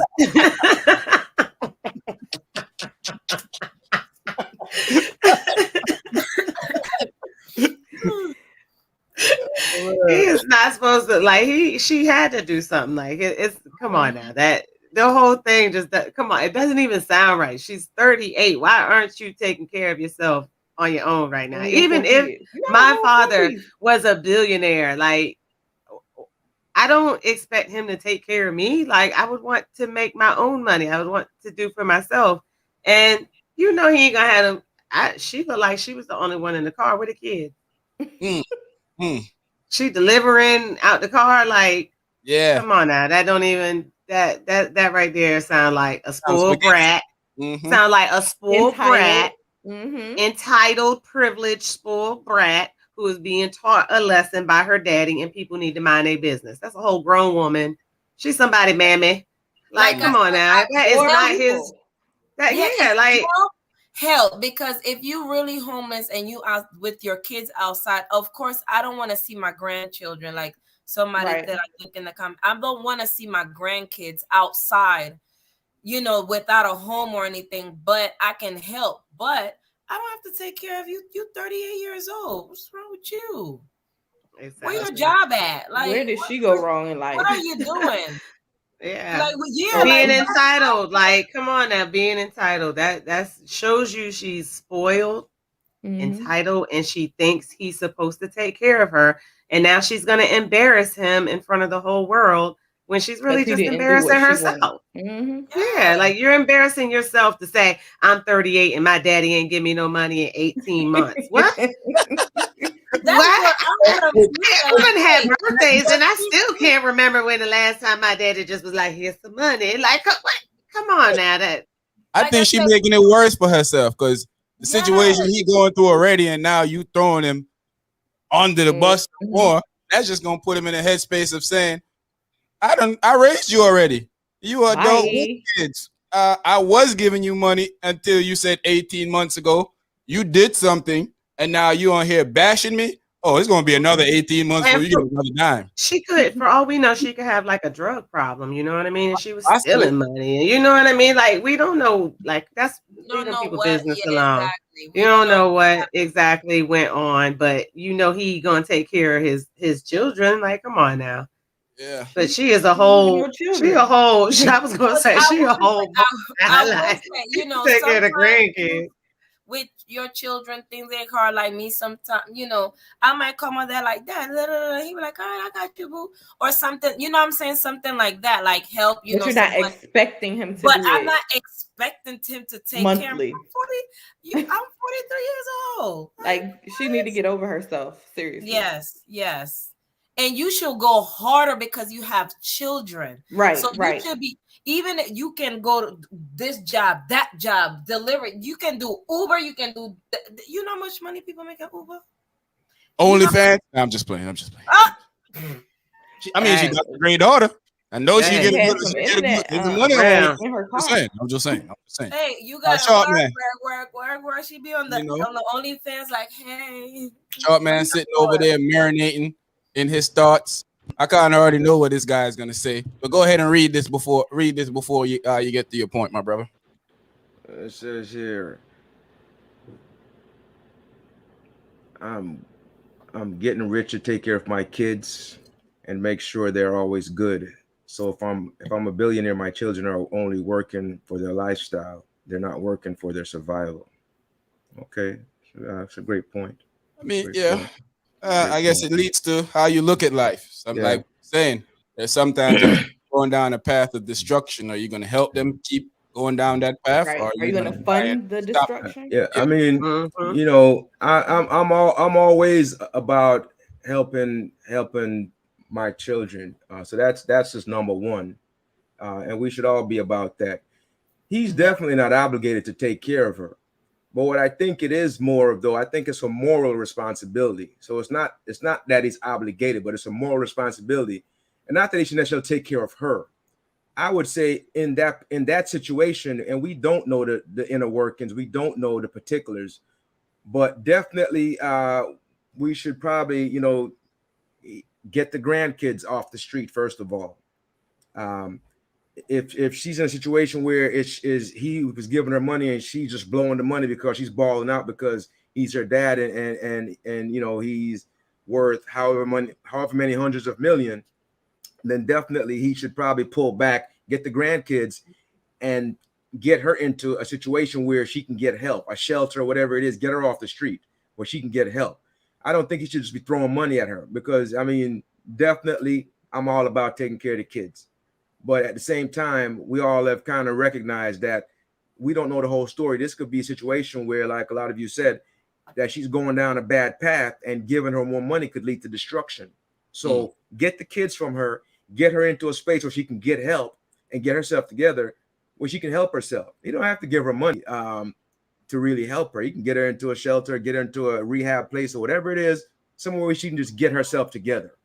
But morally, I would take the grandkids. Morally, I would have to take the grandkids. I couldn't see them on the street in a car because she did something stupid. I couldn't see that. Yeah. That I can't see. But see, I'm not she doing could, that. she could have been living at his house, and he was like, "You gotta go by these rules," and she snatched her. You know, people would take their kids and use them as bait. You know what I mean? Spiteful. I totally Like agree with that. Yeah, I hate totally to agree say it, with but that. some women will use them kids as like bait too. You know Yeah. what I mean? And As she a probably did punishment, like, mistakes. oh no. Like he Yeah, probably was like, "Oh, the kids can come, but you can't." Yeah. Well, my kid's going with me. I think where she messed type up of is sorry. situation. I think where she messed up is on this one is you do not bring family issues that are this serious onto the public square. on You the do not. internet, on social media. That doesn't make listen. And you know, and we're all human beings. So for me to tell him to just drop his ego and forget about it, and he probably could, and it would make a difference. But that's a hard thing to deal with for anybody. I would be hurt by that. Rather than us trying to sort that out as a family, you throw it out in the public, and now people that don't know where we're coming from, the situation, they're out there bashing you or bashing me, and bashing both of us, and nobody knows the whole story because, you know, everything that glitters isn't gold. You know what I mean? And we're not in the situation, so none of us can really say why he hasn't done anything, or if what she's even saying is the whole truth. But we just have to say, if the kids are on the street morally, I would just get the kids off the street at least. And she's an adult; she can fend for herself. I mean, if we want to look at it like that, you know. That's but true. Again, I wouldn't leave her on the street as my child. I wouldn't leave her on the street. I would get her to some place, you know, where she can get help. You know what I mean? I wouldn't go give her more money because I don't know what she's doing with the money. But I would get her somewhere she can definitely get help. That's what I would do. You gotta look at the fact that she's 38 and you never heard her say anything bad about her dad before this. Ever. You know what I mean? So apparently he's got to be a good dad. But there's two sides to the story, though. Yeah, he cut her off. He cut her off. As always, 18 months ago, apparently, because I haven't gotten any money in over 18 months. Wait a minute. See Latre said, who's he? Wait a minute. Yes. He's saying finally. Hey, he's talking about you. Hey, you're right, bro. Hey, bro, listen, man. I try to be balanced. I try to be balanced. You do a horrible job of being balanced. In my analysis, I try to be balanced, but a lot of times, sometimes it comes off as not balanced. I can admit that. I'm okay with saying that. Sometimes it's not balanced as it should be. But that's what it happens. Work in progress. I try to reevaluate myself and try to get better. So definitely in this situation, there's nuances, and we have to be able to deal with nuance, right? Some people like black and white. You know, there's always a gray area. There's always nuance. And you have to deal with things in context. Sometimes you color the gray over the lines. So you know. And so sometimes you have to put things in the context and deal with it that way. This situation, you know, leads itself to a lot of scrutiny. I want to ask you a question. Before I ask you the question, Sweet Pisces said he had a whole empire. She should know how to make a beat by now. Or something. Yeah, you're right. Something like work. What did she learn? What did she learn? She is driving, like she's delivery driving. Like just like Dre said, like give me a job. Like you didn't work for none of your dad in none of his business things that he was doing. Like my dad has big, like I'll be running one of his business. Gary said you reward good effort and accomplishments. You counsel a person with recurring personal issues. That's true, but sometimes it's, hey man, being a parent, one thing I've learned, being a parent, growing up with seeing family members dealing with their kids and seeing friends and how their parents deal with them. Some of these people just don't listen. And it's hard for you as a parent to help somebody that's going down a path of destruction. You know, Lou said, imagine being a billionaire and your child doesn't own a home. That could be the child's fault. It doesn't necessarily have to be you. You could have bought her a home and she squandered away. She lost it, you know, refinance without you knowing. I think this situation really, we need to find. So I think what we should do, we need to find out a little bit more about this story. We ain't gonna find that out. So let's just work what we got. I'm saying. You gotta do some real research into the celebrity life. Let's just work. You're gonna call Dr. Dre and do it. Let's call him now. Let's see if we can get on the podcast. Let's get it. I'm gonna pay a PI to go get information for us. Okay. Yeah, let me know what's really going on, Dre. I'm gonna pay a PI to get information for us. So let me know. We'll be back in a couple weeks. See if he come on. See, I wanted to ask you, Sharp Man, is this really morally wrong? If I raise my kid to the age of 18 and as an adult, now they're obligated to be on their own. Is it morally wrong if I choose not to help them in the rest of their pursuing of life? Is that morally wrong, really? Yeah. So for me, I think in the obligatory sense, they don't have to do anything. But I think morally, I think who was that? Somebody said, I think it was Lou said he couldn't sleep knowing his grandkids are out there. And that's all I'm saying. I'm saying morally, we should do something because we have the ability to do something. Some people don't have the ability to do anything. Mm-hmm. But if we have the ability to do something, we should do it. Because how does that make sense? If we have the ability to do something and not do it. You know, the reason I asked you that is because we had a conversation the other day about cutting family members off. Oh, yeah, we did. Yeah, we certainly did. Sometimes you have to cut some of these people off. Definitely, no doubt. This one situation that we don't know. You remember we was talking, my homeboy D, the brand that was on the show, Big Up D, said that you have to get if the kid's not doing what they're supposed to do, they got to get out of his house. Man, we had a topic: should you put your kids out? Because he was firm. He was firm about that. Just and based on he was saying that sometimes, and they're right. Sometimes these kids are horrible. Yeah, they are. Yeah. You know, I just don't feel like at some point, like I'm up in the air with it. To be honest with you, I don't feel like Dr. Dre is wrong at all because I don't know the situation. And I don't think he's wrong either. The only thing I would do in this situation, the only thing, not knowing everything, not knowing the whole totality of the situation, what I would do in this particular situation right now as it stands, I would get the grandkids. That's it. I would look out for the grandkids. You might not be able to. You might not be able to. You might not be able to. Like I said, like he got lawyer money. I would go to court. He got lawyer money. And she got paternal rights. She has paternal rights, and those are her children. But they're going to look at the situation. They're going to evaluate the situation. See what's best for the kids. How long is it going to take to go to court? She might have a whole new house by the time you go to court. Yeah, that's true. That's true. You know, you can't just say I'm going to take the kids. Like I'm pretty sure. She might give the kids to their father or a friend of theirs. She is the parent, so he can't take. She has paternal rights. So what I would do then is I would make an attempt. If I made an attempt and it can't work, then I would leave it alone. That's different. I would make an attempt at least. And then after the attempt, that's probably what happened before now. I think I'm pretty sure. Like I said, she's 38, and we ain't heard nothing about him. We don't know the situation. So I'm maybe pretty sure he did make an attempt. Her a lesson. You know, maybe he did make an attempt and it just didn't come across. It just didn't work out. Beyonce gave his side piece.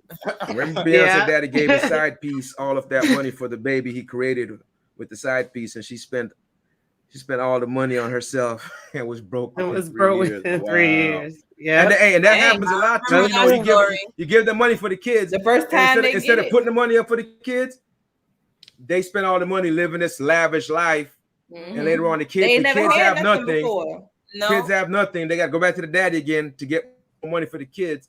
But that's just bad anyway. That's a horrible example. I mean, it's a good example, but it's just a bad thing, right? It's a good example, but it's just a bad. Yeah, I mean, just because people have, how many times have you seen like billionaires hand their money over to their kids when they pass, and then the kids lose everything? A lot of them are giving away. You know what I mean? Like Warren Buffett, you have to. And Bill Gates ain't giving their kids they give 1 charity. Yeah, yep, right. They're not giving them fools now. Warren Buffett already told his kids. He said, "Listen, y'all he ain't even giving them 1%. He said, I'm giving y'all $1 million a piece, and everything else going to charity." Yeah, because they can take $1 million if they have any sense and make something out of it. Exactly, And to be honest, one of his kids is very successful. We don't hear that because they don't really talk about him. But he produces movie. He's all over Power. He's all over a lot of these shows on TV. Warren Buffett's son's stamp is on that stuff. He's a big producer in the business of that.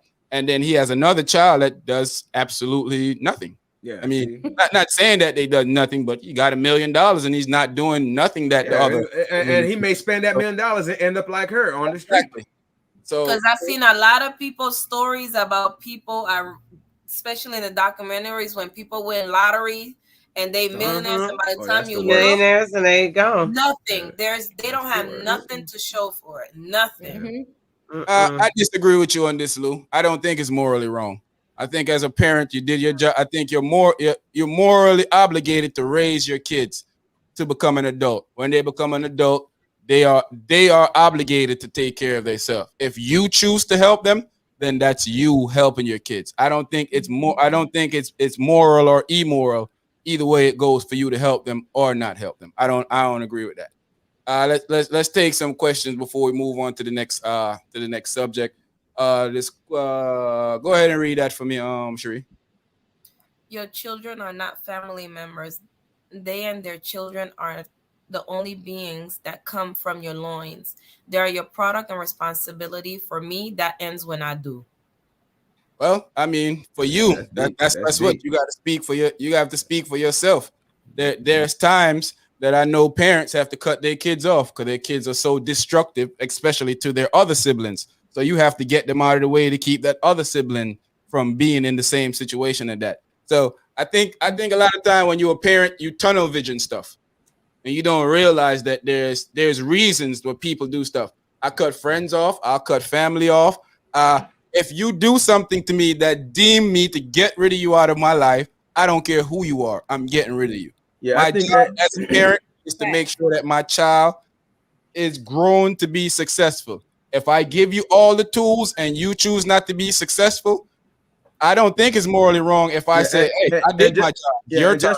just to clarify what Lou said, he's not saying that what he said at the end there. Yeah, morally it may be wrong, but his beginning is morality is subjective.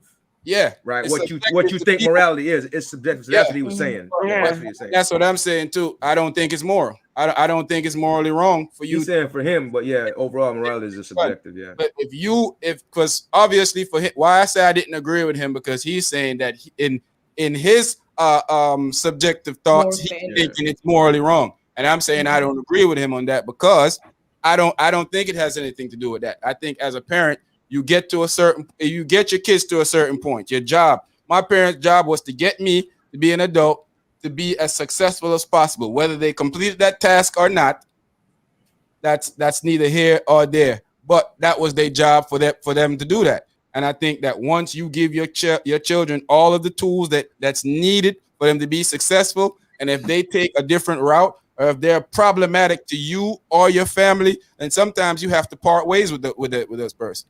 You know, we can't. That's not unreasonable though. That's exactly. not unreasonable. Once you've done everything in your power, everything that you can do to reach out and try to sort that out, that is not unreasonable. To at some point you have to take yourself away from that situation. You have to step off at some point. So that's not unreasonable at all.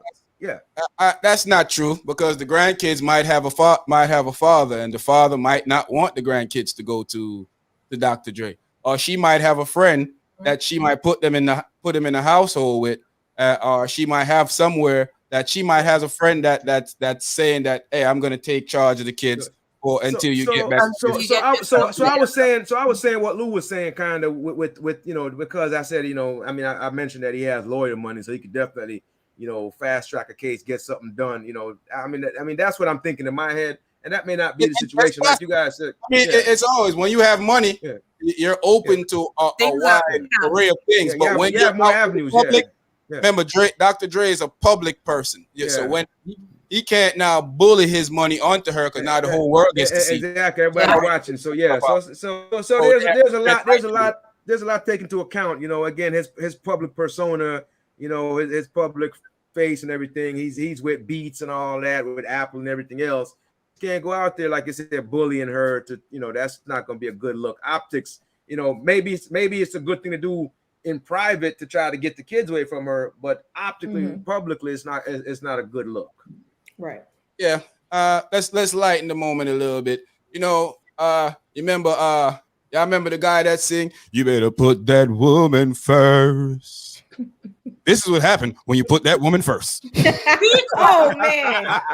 Oh wow! Don't even do that. Wow. Hey, that's somebody's daddy, man. Hey, you guys are wrong for that. That's somebody's daddy. You guys are wrong for that. That's somebody's dad. Is that Jim Jones? Hey, is that Jim Jones? Is that Jim Jones? Hey, Jada, you better stop that. Jimmy don't look nothing like that. Don't do that to Jimmy. Jim Jones? Don't do that to Jimmy. Hey, Jada do that? Don't do him like that.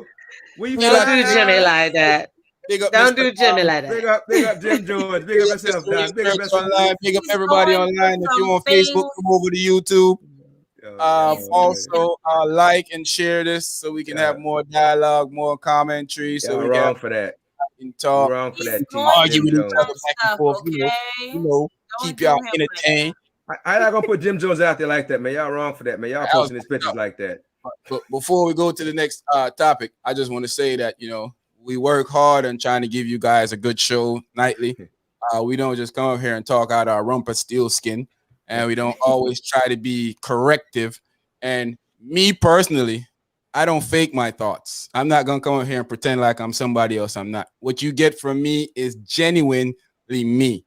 Now, there is times where I might want to say mother or this or that, and I don't say it because I'm practicing my woosah, woosah, Just bringing it in to the We could all drop. We could all drop a few expletives every now and then. You know, we want to say a few MFs, a few I ain't BDCs. active no more, but I can get active. But what do y'all think about this?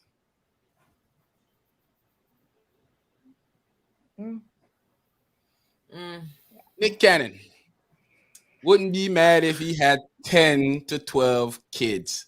Defends having children with 4 different women.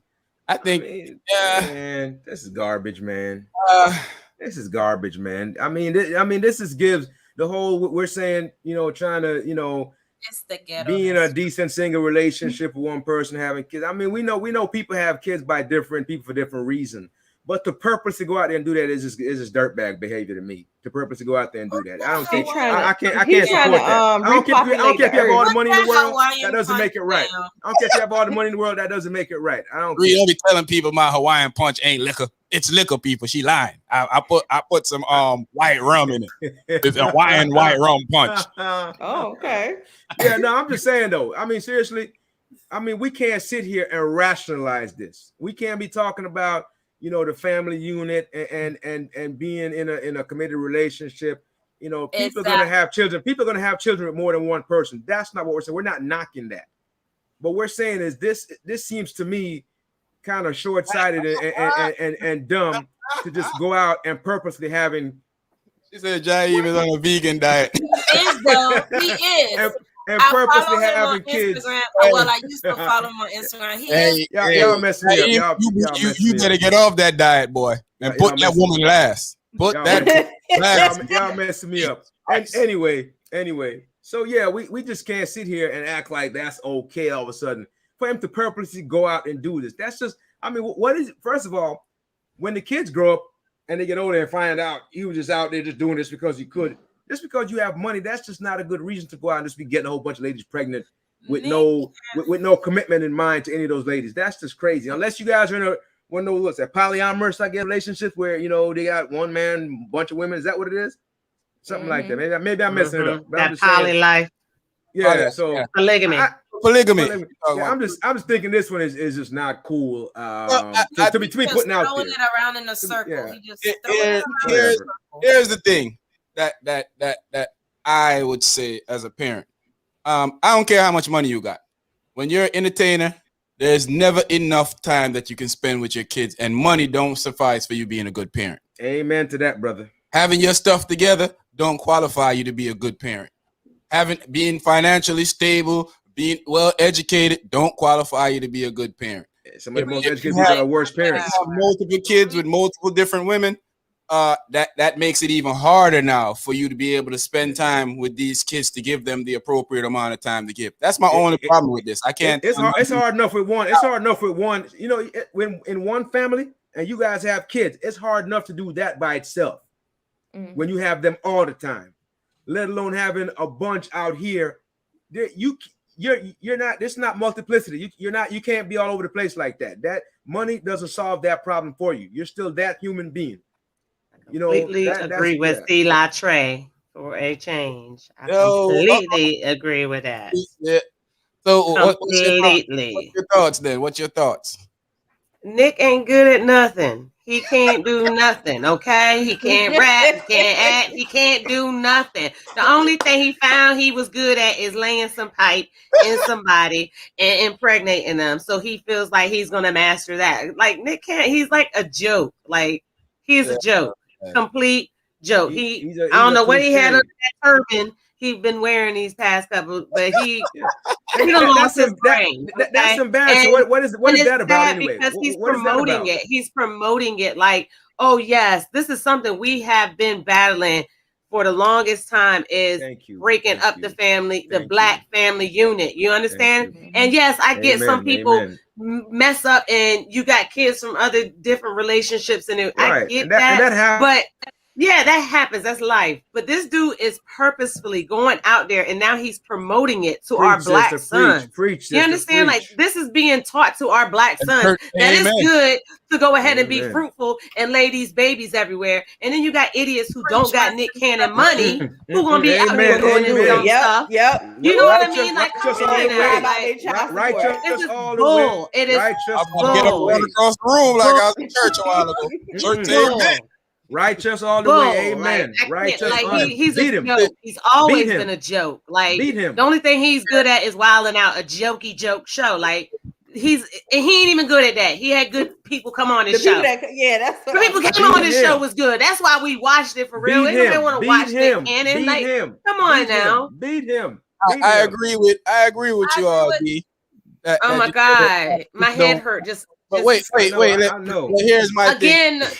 I saw Here's that my video. thing. I saw the interview, and it pissed me When off he then. talk And about, like, when Nick's saying traditional and European centric, but Nick, none of those women don't look like they're not European centric. So you defeating the point. You're killing your own argument with what you're doing. You claiming that you don't want to follow this European centric type of lifestyle, and that the European trying to force their issues on you. No, the black family was together back in slavery. Tell him shut up. And I'm not even, and I don't even care about race in relationship, because like I said, a couple of my cousins are on here that are married to white people. A couple of them, one of them are on here.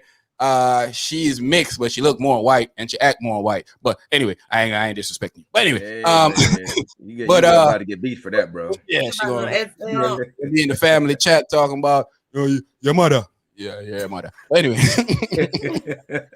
hey, Nick is a joke. He's a joke. Yeah, but I think what he's doing is nonsensical. You know, as a man, I'm not obligated to be in another man's business. I don't think that's my place. But we're not even doing this that. is what we do here. We do commentary on what's going on around the world. So I'm allowed to give anybody can look at this and render an opinion. You know, whether you fall on the same side as us, that's another story. But we value family, and we're not going to be sitting here and supporting this bad behavior. No, absolutely not. That's garbage, sir. Because you know he's not raising them in a family unit. Like, these siblings aren't being raised with their siblings. Like, you're purposefully going around. Even if those other three birds going for it, Mariah not going for that. Yeah, like that is like these are children's lives. Like, this, you're bringing them into this world already in a broken situation, and you're proud of it. Like, you don't have to. I get it. He don't have to, believe in a traditional relationship, but you believe in a family because that's what he's creating, and that's not what he, like, he's spreading it all out. Like kids are flowers. Yes. Oh, something. Like, like something. Like, I can have the most kids, and like, what? Like, come on now. This dude is. I told you he think he found something he good at again, and he trying to. Like, hit him with, girl, you want to? No, that's Cassidy. See, I don't even know Nick's song. So. Yes,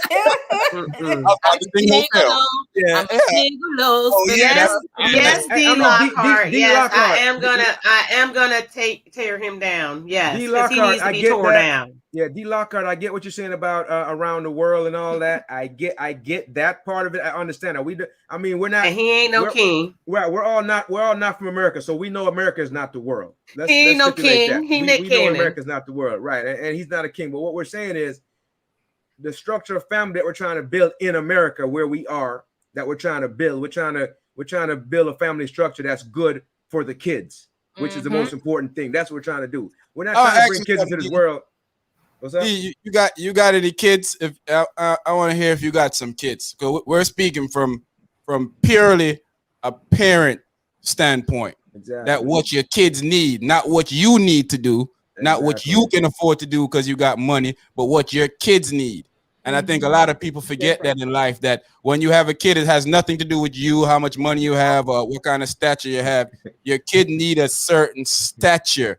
Need you to be. I'm not just meaning the stature. Your kid need a certain type of feel from you as a parent, not from one parent, or not from mostly one parent, or not from a lady that you pay or a male that you pay to take care of the kid, but from you, the parent. So that's why I'm asking you if you have a kid. All right, D. So we get that he's successful, and we applaud that. We don't knock that around here. Success doesn't allow you to go around destroying lives, though, and bringing lives into the world that you're not going to properly take care of. That's not going to get the proper attention that they need.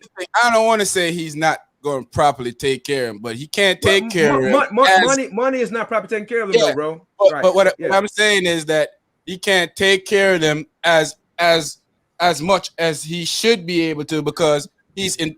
Look at he got so much things that he's doing. He got shows up on shows. When he 4 or 5 hours out of the week doesn't help your child. And he only have about one hour for each kid. He has so many kids. He probably only have 1 hour for each kid. Probably being a parent, he's relying on the women to do it, and he's going to give them all the money. He thinks he could he gets these girls, he gives them this money and go raise my kid. Like, he's not we're not talking about. We're not talking about like a car, like we're talking about a human being. On a roll tonight. That needs direction. Definitely.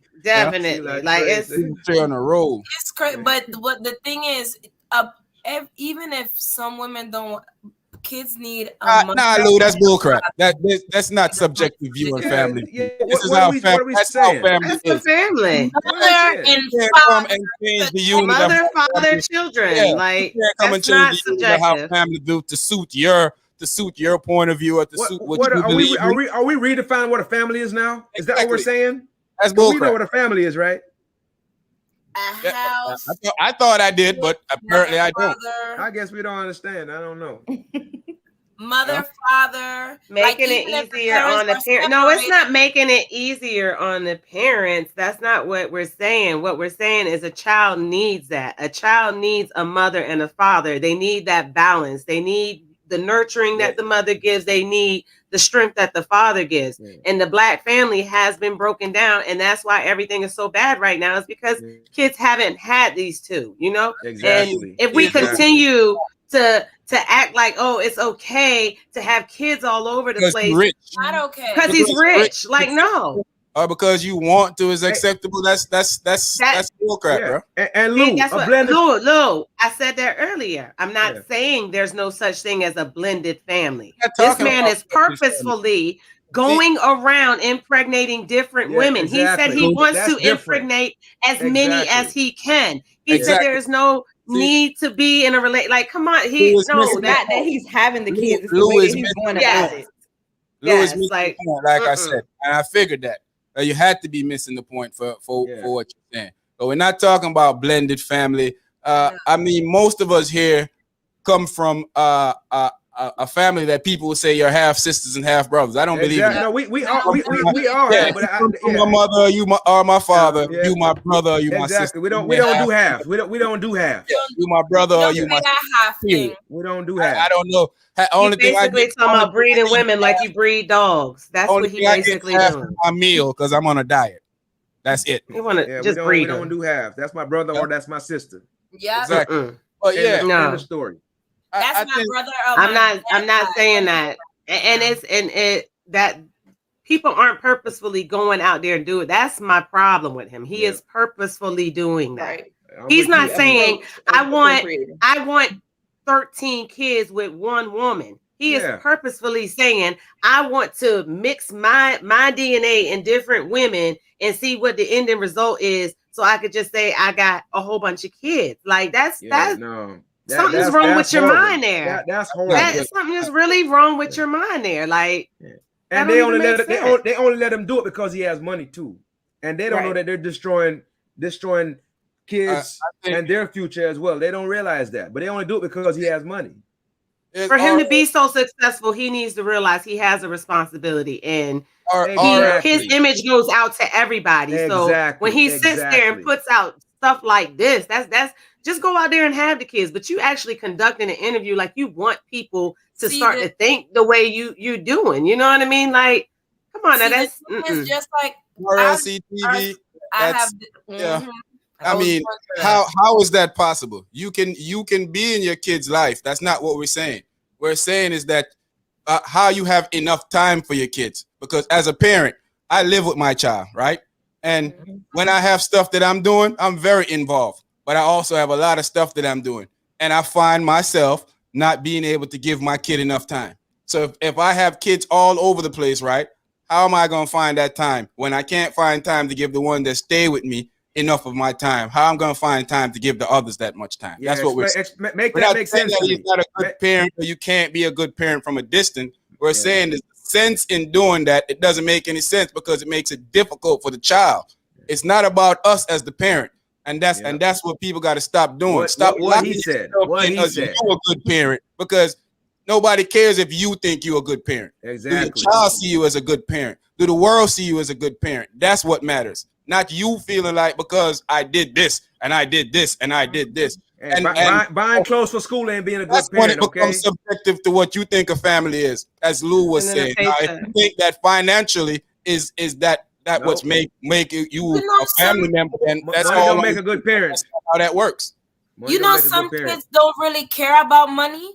Exactly. They don't. They just want their parent. They just want to be able to see their pops. Their parent is there. Is good. They don't care about money. Some of them don't care. They are happy if their dad show up and their mom show up. Even though,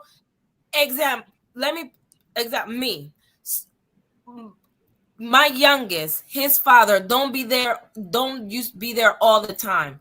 But when he do come, you can see his eyes light up. You know what I'm saying? The child needs they want that contact with the parents. Exactly. Right. They don't see money at all. They don't see that. As they get older, children understand, because as my son got older, he understood like, okay, you know what? My dad, something going on with him. I don't know. So he don't have that little light, but he'd be like, oh, okay, man. But children still need their parents, regardless if they're separated or whatever. The young man said that he has different kids in different states. How do you do it?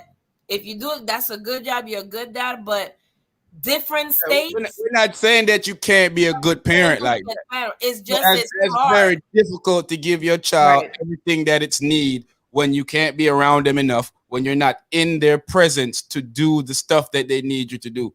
There's time that your kids want to talk to you about. There's time that I'm in my room staring into space and my son just comes in there. Something is in his head. Something is bothering him. And he just start talking about stuff. I don't want to say what he's talking about. He's just talking about stuff. Your kid needs that. They don't want to talk to you about it over the phone. They want you to be in front of you. See what's going on. Yeah, they don't want to wait till you come around. That's what we're saying. We're not saying that you can't be a good parent from a distance, because of course you have to make do, because every relationship don't work. Your wife, you might get a divorce. The lady you might have a baby with might move out of state, or you might be over here. All we're saying is that Nick is purposely doing that is crap. That's what we're saying. That's what we're saying. Purposely doing that is crap. So we need to recognize and stop. We're all here trying to justify this being okay. Like, oh, I got this girl pregnant. I got that. You really doing this on purpose? Yeah. You going around different girls. You don't know, and then how? Like some of these girls have to be like, something is wrong. Like, ain't no way I can say like, well, like they say, it's money. It's the money. But even in my right mind, how would I sit there and be like, oh, I might have a baby, and purposely doing all of these things? Heck no. They just want to check. They want to check. That's all. It's all about the status of saying, oh, I have a baby with him.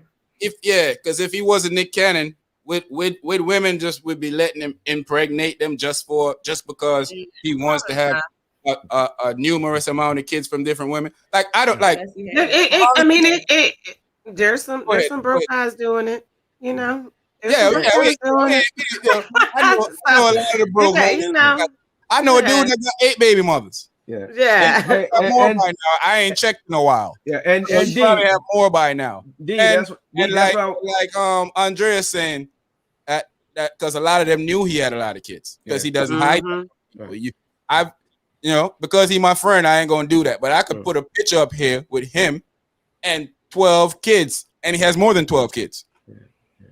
Yeah, and D, you're correct, D. This is all opinion based, and while we have strong differences about this, but again, we're having a nice, good, energetic discussion, and it's all opinion based for sure. Yeah, there's no hard feeling from us. Definitely not. We don't do that here. We don't do that here. I think it's definitely opinion. I know Lou is not taking it. Me and Lou debate each other all the time. That's my bro. That's we like to have these conversations and we like to put energy into it. It's a healthy conversation to have because everybody have their own way of thinking. Yeah. My way of thinking is that statistically, and this is a scientific fact, that most kids are successful or more successful. And of course, y'all gonna tell me that, what happened to the kids that are successful? Once again, let me go to my favorite pastime words to say. Everything is subjective to rules. Just because it happened doesn't mean that that's the rule. That's just not how it works. There are exceptions. Yeah, there's always exception to the rule, but the exception is not the rule. Yo, Dre, you miss everything tonight, Dre. You miss everything. But welcome to the live, Dre. You missed a lot. It's a good discussion, brother. You came 2 in hours worth. late. Our Like 2 hours. 2 hours share this worth. with people, share this with your thing. Yeah, I'm sure you're a good pops. We're not saying that you ain't a good pops. You know what I'm saying? All we're saying is that there's times, places, and there's ways that you raise your kid, man. There's a RLC, we just saying this guy's going out doing it purposely. That's our beef with this. Yes. Doing it purposely. That's our beef. It's not that he had relationships and this happened. He's doing it all purposely. apart. But RL, I'm sure you ain't went out your way to say I want to have a baby in Mexico, a baby in California, a baby in New York, a baby in Miami, a baby in Virginia. I'm sure you didn't do that. Exactly. Now, if you had kids with a lady and she moved to these places, you have to work with what works with it. If life happens, Don't out your way to put your kids miles apart from each other to only get them to be around each other a few times a year or a few times in a while. With Nick Cannon, because he's rich, with a little bit more. But with all the stuff that he's doing, when can he find time to take care of these kids? Remember, Nick's an actor. He got a show. He got 2 or 3 shows on TV. He got a syndicated radio show in the morning. He got all type of things going on. When does he have time to take care of these kids? On holidays, let's get together at Thanksgiving, guys. Once a year, let's get out on a holiday. We're gonna take a photo. Yeah. Like he's gonna go to all these different houses on Christmas, but he probably don't celebrate holidays. Yeah, probably, yeah. I didn't want to say, with Lou, that's what I didn't want to say. Well, since Lou put it up there, that give me the path to say Lou is going hard because he's defending himself. That's why he's going so hard. But that's my broski, and it's cool, Lou taking it a little personal, huh? Lou, you just stop and say late again, but you're there. At least you're there. You show up. Big up yourself. You're there with the last Sunday. Enjoy yourself. RLT TV. Big up yourself.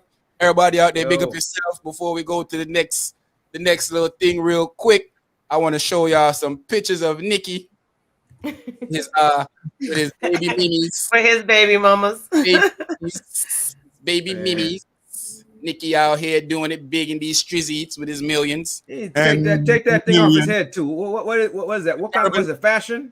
I don't know what it is, bro. That's his turban. I told you he's gonna get the turban. He's wearing a turban and a bulletproof vest with an interview with Jadakiss, and Jadakiss told him, "Bro, that's corny, man. Take it off." What is he? Alibaba and the 40 Thieves or something? What is he? Alibaba or something? What Jada told him, "Bro, that's corny, man. Take it off." Jada was like, "I wasn't gonna say nothing to you at first, player, but I gotta let you know, Nick. That's corny. Take it off." Yo, I gotta ask y'all a question. Interesting. So, hey, it's very interesting how a lot of people think different, and that's the thing that we always say that sometimes you and a person can agree on so much stuff, and then you can realize how much y'all actually disagree on too at the same time. It's like a big disagreement. But so you have a daughter. She goes to school. Do we think this is appropriate for our daughter to wear to school? Cherie, you go first. Heck no. I didn't even have to. What are you doing? Like, no. Context. Context is she's wearing this to school. I mean, what more context do you want, Charlie? Context. Come on, man. So it looked like she is in. I'm not sure what the age. Maybe middle schoolish. That's is that middle school? Senior in high school. Waka Flocka and Tammy's She's a senior in high school. Yeah. She 18. She about to be 18, probably. Yeah. Probably about 16, 17. Because I think she's real smart, so I think she's leaving a year early. Okay.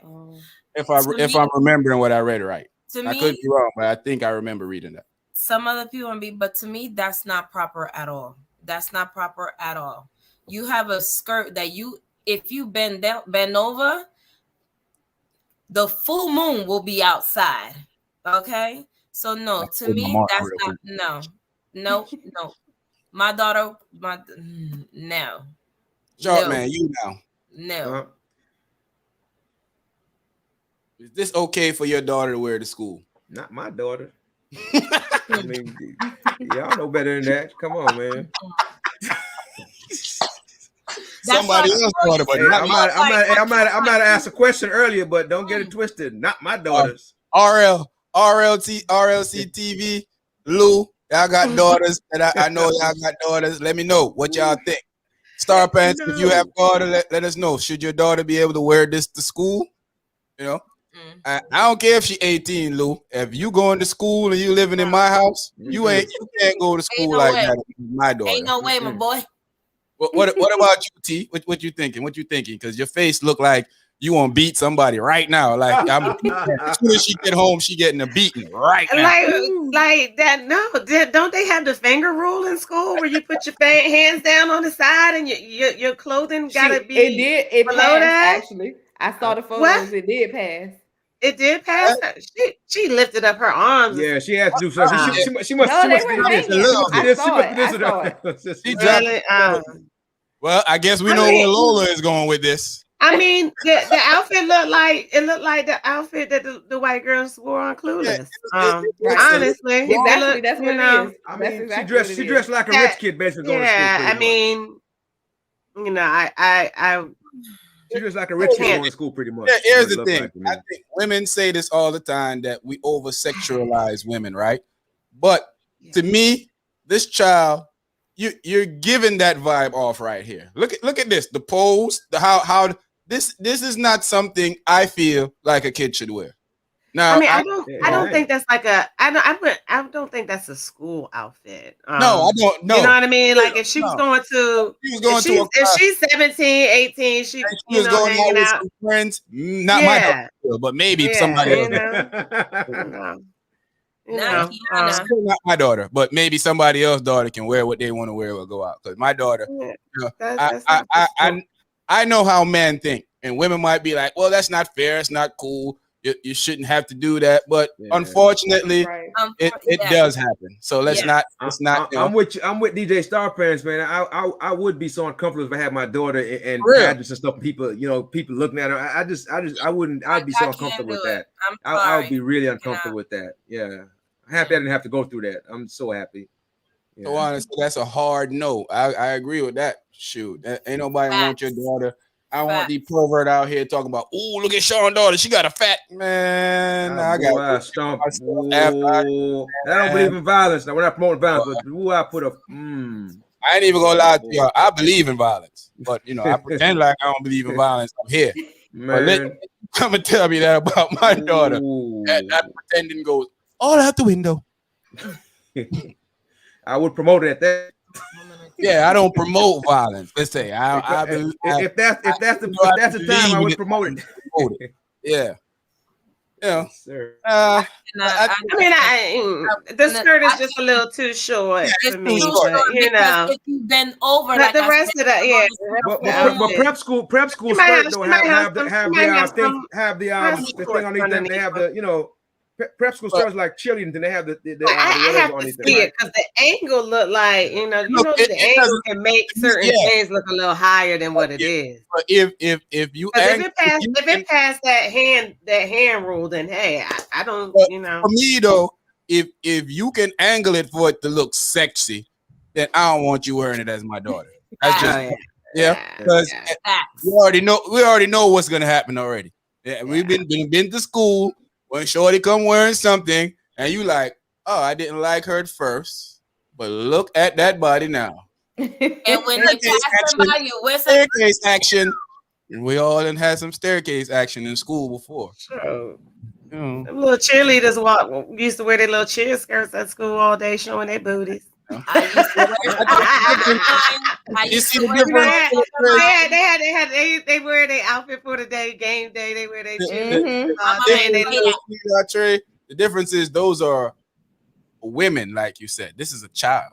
Yeah. So her parents. Nobody looking at my child like that without getting a look from me or a bow. I don't think it's cool. But if you as a parent let your child wear that out, all I can do is judge you in my home. I can't stop your daughter from wearing it. But I can talk about you and how you're raising your kid because it's my opinion. I'm able to say that. But see, D say no. I don't see what RLC TV said. A joke, but no.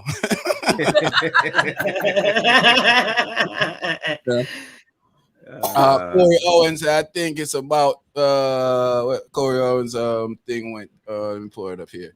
I think it's about the roles parents work out for what they believe to be best for their children. Yeah, I think that parents can believe you. You can believe that it's okay for your kid to go to school half naked, but that don't necessarily make it okay for everybody. To make it okay, because you have parents. I have a friend that he lets his wife deal with the daughterly situation in the house, and he deal with the son situation, which I think that's very nonsensical. And she leaseways a lot of stuff, but when she wants him to be the bad guy, that's when she come. Look what she did, and he like, hey man, you said that you dealing with the daughter.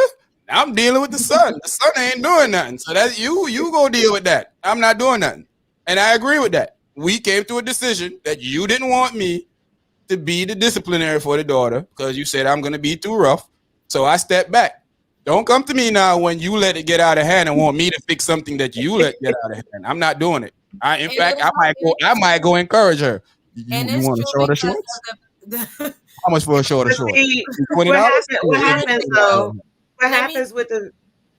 No, I was giving an example. I don't know if Shampi remember these. Years ago, I think Kiana was like around 10, 11 when Montego was open on Newtown Road. They had something outside. I was standing far with my daughter. I don't know if he was out there, but these girls had their daughters and they will dance like me. Like they was bending over all this stuff or whatever. And they will used to ask, they'd be like, oh, your daughter not coming out. I said, you see her standing beside me? She will not move and do that. That's what y'all do with y'all daughters. That's fine. I see but all these men out here and they had the girls, the reggae came on. Of course, they was bending over and man. A lot of people think that my daughter is like me. My daughter don't dance. I don't dance like this. Now that she's got older, she know what my mommy used to dance in. But when she was younger, I never used to try and dance like that in front of my daughter, like with splits and all that. I never had that in my house. Dre said, "Well, I missed something. What are we missing, Dre? We don't know. See, Latrey got some stuff going on in the chat there. See, Latrey, yeah, that's what I'm. DJ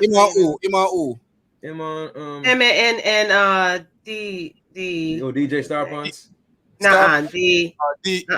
What's the other? D Lockhart. Lockhart. Okay. Hey man, I hope it's not confrontational. We're a family here. We don't do that. We can on our big people and can't talk to each other respectfully. Yeah, as long as it's respectfully, we don't care. Yeah, they respectfully. They okay. All right, cool. Yeah, as long as it's respectful, we'll catch up to it. Sometimes the text don't come in on time, so sometimes we miss some of it. Anyway, people, if you're watching, please like, subscribe, and share. If you're in the background, please share with your friends and family. Don't be stingy. Please go ahead and share, and let's share the love. Let's spread the love to everyone so we can all enjoy. Don't be a podcast pooper. If my daughter would take me 5 hours to drive to empty house, I'll be there at 3 a.m. So I will be there by 4. I can't allow that. I'm not letting I mean, I've seen worse. I've seen worse. And a big problem that Black women, Black girls in school face is that we are a little more shapier. So there are clothes that the little skinny girls can get away with because they're skinny and they don't have any curves. And you wear the same exact thing, but because you have curves, you've got to hide it. You know what I mean? And it looks different on you. But the little girls walk around all the time with the little shorts and the oversized T-shirt or the oversized sweatshirt. Oh, and you can't even see their shorts. I think that looks a lot more inappropriate than her prep school outfit. I mean, I don't know.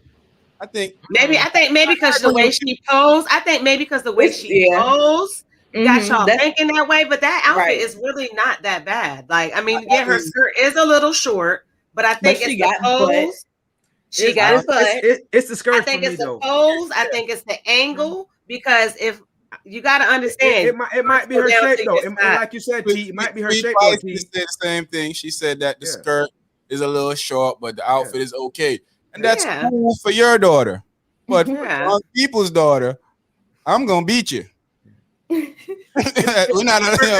You're gonna have y'all. You see, you're gonna have that daughter that has the stuff in the backpack and goes around the corner. Nah, I didn't watch my uncles like I did. Like I did when I was in school. I'm coming to school. I did when I was in school. My uncles and males in my family raised their daughter.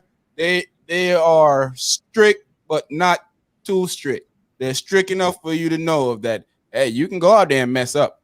When you get caught, that's your Mrs. Postman. So you play if you want. But my uncle gave them leverage to go out there and mess up. And when they mess up, he corrected that. And that's what I'm saying too. I'm saying that, I'm never gonna put my daughter in a situation where she feel like she can't express herself and she can't feel that, because doing that with my son, I realized that didn't work. So I start making sure that my son is able to express himself, be able to, not saying that he tells me he ain't gonna do or what he ain't gonna do, but kids are human beings, and we have to start realizing people. They are people. They're talking about the skirt length. I don't know about that. I think they are length still could be a little longer. Thank you. Length is in the eye of the beholder. So it's cool for you. If you want your daughter to wear that to school, I'm okay with that. I'm still gonna judge you, but my daughter ain't wearing that to school. That's all I'm saying. Two fingers above the knee. Hey, 2 fingers above the knee. Like you have to put your hand down to the side. 2 fingers above the knee. 2 fingers above the knee. That's it. Can't go any further. Can't go any further. 2 fingers above the. Now you're going too far. Yeah, you're going to 2 fingers above the ankle. Big up yourself, Dre. Dre, big up yourself, you. Thank you, Dre. We got a baller in the building. You know what I think? I think that at times we might overreact to some situations, but at times we let certain situations go because we feel like that's, we're doing too much. But that's when the problem comes into me. I feel like if you don't correct certain issues when it needs to be correct, that's when it becomes a problem. And if we feel as a crew, we collectively feel like women are subjective, like, people over-sexualize women, especially they're objectified. Yeah, women are objectified. Yeah. Stuff like this helps that. And even if we're gonna say, well, it shouldn't work like that, but it does. But it does work like that. Yeah. So let's not put our daughters in situations for these creeps to be able to have. That's all we're saying. That's all we're saying. Comment crew. That's all we're saying. Yeah, that's all. Regardless.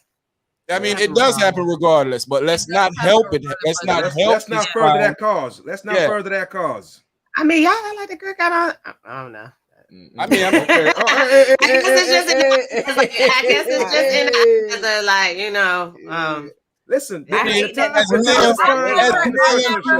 all gonna look at it different. Some females are gonna be like, it's okay. I mean, that is the same exact outfit that they wore in Clueless. Like, it is literally the same. I didn't think that was okay in Clueless either. And that Clueless was a movie.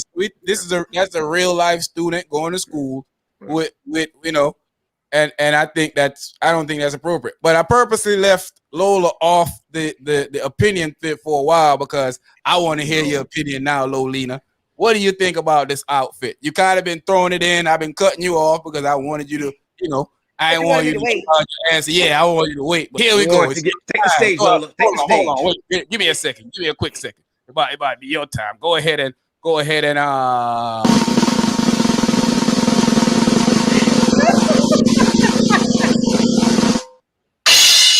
Oh Lord.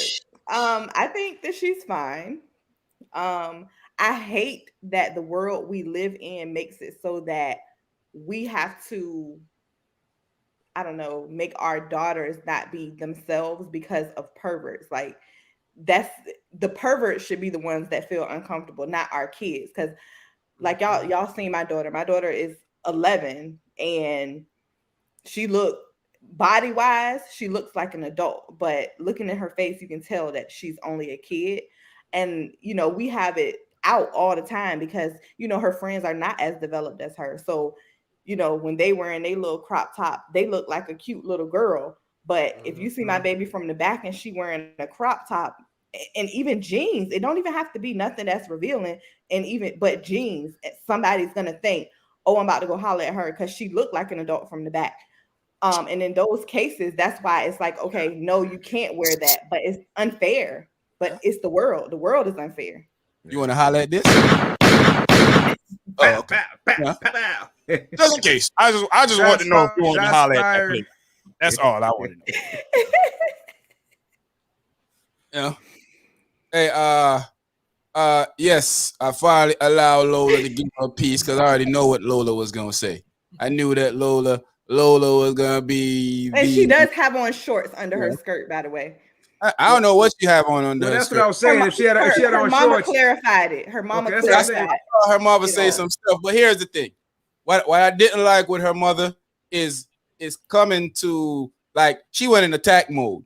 When the internet is a savage thing. the internet is unforgiving. The internet is unforgiving. That's why I don't post my child on the internet. Yeah. Oh, And I don't the internet is post my unforgiving. child because I think he's something wrong with him. Because according to the young ladies and everywhere we go, that he's so handsome and he's so this. Which, yeah, he a little light-skinned hater. I don't really, those type of dudes, I don't really like letting those light-skinned dudes travel Don't with do me. him Anyway. like that. Don't You do know, him like because that. I don't like those waffle-colored brothers. I don't let them really hang out with me.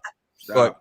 But I anyway, got one at the house. Stop. yeah, I don't put my child on social media because people are savage. People will find anything to have a problem with. And then you knew that somebody was going to have a problem with this. Come on, So the you entire internet was going to coming trash out it. to try and fight this fight is a waste of time. So you're just putting that as a male. Most male are going to say they don't want their daughter to dress like that. Most females are going to look at certain things and say that's okay. Mm-hmm. And it's all subjective to I guess the parenting, how you was raised up, what you think is okay for your child or what you don't think is okay for your child.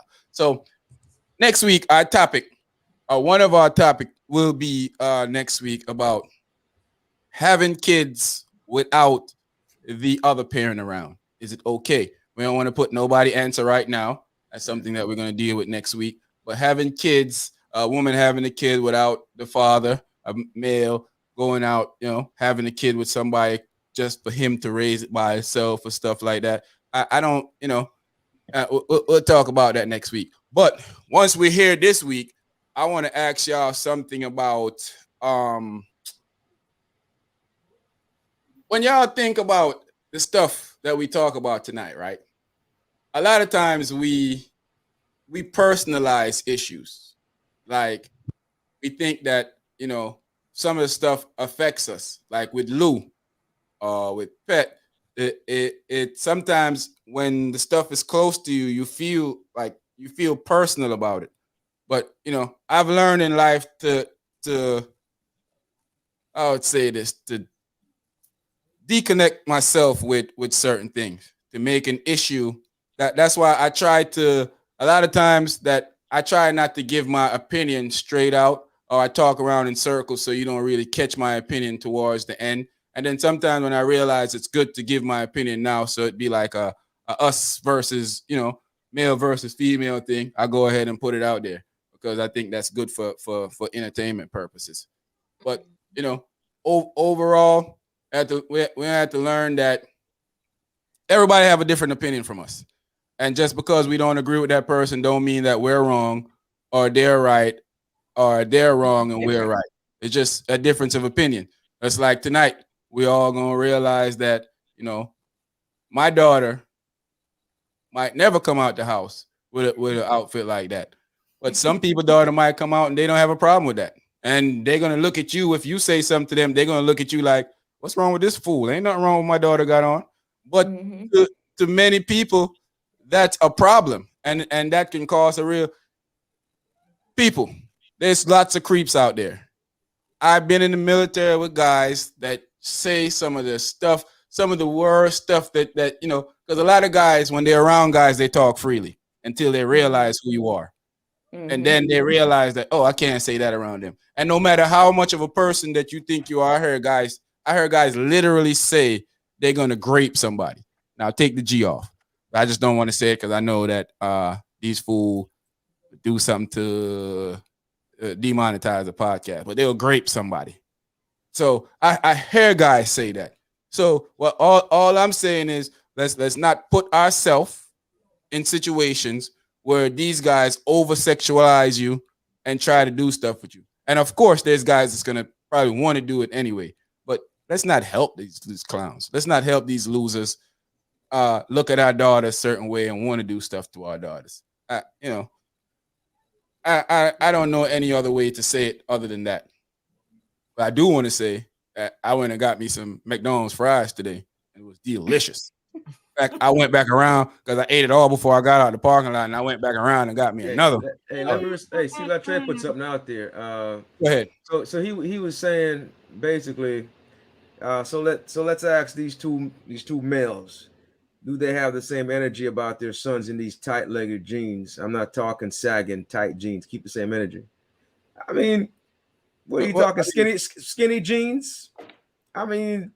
So, but before you answer that, what my question is, when you see a man in skinny jeans, do that do something for you? Because it does nothing for me.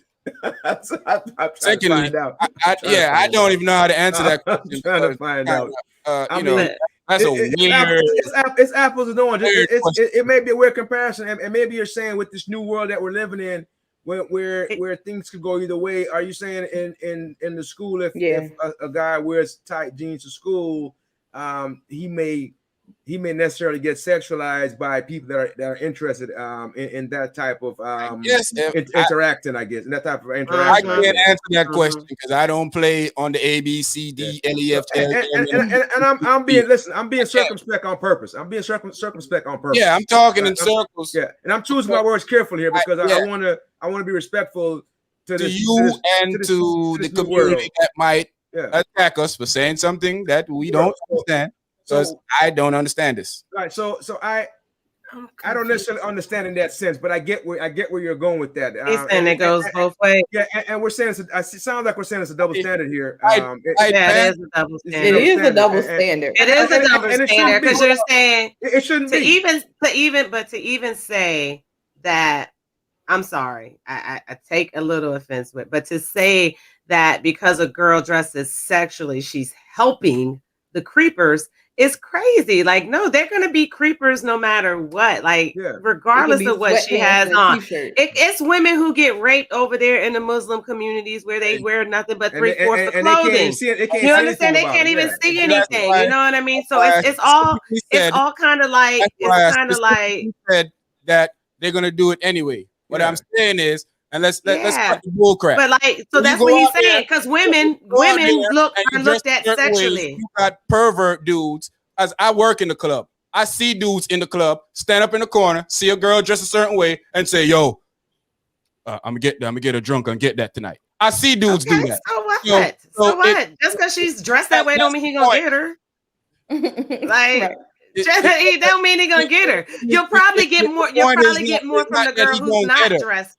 It's not the point that he's going to get her. It's the point that these guys are doing that to women. That's the point that we're trying to make. It's not going to do it regardless. He's going to get her. Point. If you're a creep, you're going to be a creep regardless of how the woman dresses. My point was these guys do look at you when you wear certain things. So we can act like they don't. Of course they do. We can act like it doesn't help these clowns do it because it does. Statistically, it does. Police officers tell you that it does. That's why they tell you that be careful how you dress when you go on the streets. That's why they tell you that, because they know it centralized these clowns to come out there and try to do stuff to you. That's why they tell you to do that. And when it comes to tight pants, I don't know what the double standard is because I never looked at a man in the tight pants and thought he was sexy. So that would have to be an answer for the ladies. So I couldn't answer that. I mean, yeah, exactly. I don't know what to do with that. I don't think that was what he was saying. But you don't understand a little girl that. and think she was sexy either. Exactly.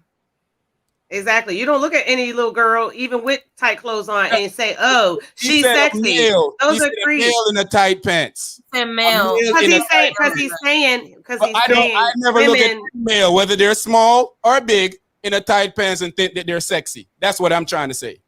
I never looked at a male in my life and said, I understand what your you got point on a nice little tight pants right there. I I don't understand the get point that. that you're trying to make. I don't look at women that way, but I gave my opinion. I don't know if women. y'all see a man in the tight pants and think he's sexy. That's for y'all to think. I don't Depends on the think size of his eggplant. well, see, that's for y'all to answer. I can't answer that. No, that's not what he was trying No. to ask. He was asking, like, do y'all feel like it's the same, like how girls shouldn't wear the tight, the small short skirts. So Guys the young shouldn't boys, wear the the tight young pants. boys shouldn't wear tight pants. That's what I'm saying. Men shouldn't wear tight pants. What that? Listen, man. What you focus on, he's just trying to say, like, is there certain clothing men should not wear as well? Because we're focusing on a woman's dress, but would you have the same energy about males wearing? If my son go half naked to school, I'm not gonna let my son go half naked to school. If that's what we're talking about. Yeah, tight jeans are not half naked. Tight jeans are not what half y'all naked. are doing, what y'all are doing is totally dismissing what he's trying to say. He's taking a shot at people that's wearing tight pants. That's what he's doing. Yeah. And y'all are acting like y'all don't realize that's what he's doing. So you're trying to find a way to I didn't get that. around that. But I didn't get it either. I thought he was saying that's exactly what he's doing. Read it. It says right here. He said, ask the two males, do y'all have the same energy about your sons in tight leg jeans? Meaning, bro, I wear slim fit jeans. I wear slim fit jeans, bro. So I mean, what? But like I said, man, at the end of the day, it's subjective to you or whatever you want to think. I don't. If my son is gonna go to school half naked, my daughter can't go to school half naked. Neither one of them. So that's all I'm gonna say about that. If you come to me and telling me about a man in pants and leggings and legging jeans and all type of stuff, because your mind put you in a section to feel like certain type of, I already know where he's going with this from the get-go. That's why I was talking around this in circles, because I just don't want to say out front of what you two might take a problem with. But that's for you to have a problem with. You know what I do? I've noticed that I don't know this man. So I can't give you anything more than that. I get it. I get it. So y'all don't get it. I don't know how to explain that to the rest of y'all. But understandably, like we said, everything is subjective. You feel how you want to feel. You understand what you want to understand. At the end of the day, my daughter ain't going to school half naked, and my son ain't going to school half naked. Yeah, I was gonna try to dissect his little thing here, but it's I just tried to probably. Why I didn't let you is because you might say something that these fools take offensive. Thanks. Yeah, I mean, like I said, I try to be circumspect. I try to choose my words, but sometimes days explaining myself to them about why we said this word and this word doesn't mean that. Exactly. And listen, this is a free world. Everybody free do it. Tyrone, big up yourself. Yeah. Lola, how you ain't say hello to Tyrone? She did already. You missed it. Yes, I did already. Oh, you missed it, man. They had a whole back and forth, bro. They had a whole back and forth. She even called him boo. Yes, I did. Hello. Yes, I did. She corrected. Tyrone. I ain't seen you in the comment section in the regular comment section in a while, Tyrone. I don't know what you're doing out there, Playboy. You know what I'm saying? I mean, Lola been asking where you been at in the comment section too. I ain't seen you. Lola be in there every day, and she don't see it, player. She don't see it. Yeah, I don't believe in Star Pan says the sagging. I agree with him. I mean, when you're an adult and want to make your own decision, you wear your clothes how you want to. You can. My sons couldn't do that when they were younger. In my house, you're gonna pull your pants up. Exactly. Yeah. You're gonna pull that thing up. Good job, Dad. Yeah. You're gonna pull your in pants the house, you're gonna whatever. When you move out and do whatever you want on the house, you can. But in this house, and I'm not one of them parents that's gonna tell you when you come over, hey, pull your pants up. You're an adult. I don't bother you. But while you under my tutelage, while I'm training you, I'm training you I like that word. the way to go the right way. And you using big word. Yeah, I use big words sometimes, Yeah, every now and then throw a few in there. Yeah, it's not. I just got to associate. It ain't a doctrine or nothing like that. It's just, it's just an associate. You know. That's fine. That's fine. But yeah, man, this was an entertaining conversation tonight, man. I wish we could go longer. Maybe one of these nights we'll go longer. But for tonight, yo, hey Tyrone, watch it, man. just stop my jealous. My jealous. My good clean friend Lola, leave her alone. Not my jealous. My good clean friend Lola, leave her alone. Hey, see, Lou, that's a great thought, Lou. Yeah, definitely. Sean is saying that as a man, he knows how men look. But let me say that. I'm talking. Sean is saying that as a man, he knows how men look at women dressed sexualized. So from that, I can infer what young boys are thinking, seeing young girls dressed as such. Exactly, because I do it as an adult now. When a girl walk in the club, and I'm not looking to her to do anything to her, but I see certain things, and you're like, "Yo, son." Yo, I might even Cherie done been in the club and I'm on the mic and I might yell across, whoop, start the music and say, yo, y'all see her right now? We do that. I mean, let's not pretend like this stuff doesn't happen. Now, just because I don't react to it a certain way don't mean that some creep out there won't. And that's all I was trying to say. Yeah, I was giving any credence or any pass to anybody because we know that if I walk down the street on certain street at night and I don't have a machine on me or I don't have something to protect myself, somebody could knock me in my head and take away my stuff. So why would I do that? And if I'm going to do that, I'm going to protect myself. I'm going to make sure that I have something there that if I was to try to get knocked in the head, I could resist that knocking in the head. That's all I was trying to say. I had this one last thing I want to post up before we get out of here. It's about friendship. I think that in life, sometimes we don't understand this word loyalty. Loyal. I think a lot of people don't understand what this word means. And also that friend word. A lot of people don't understand what that word means. Mm-hmm.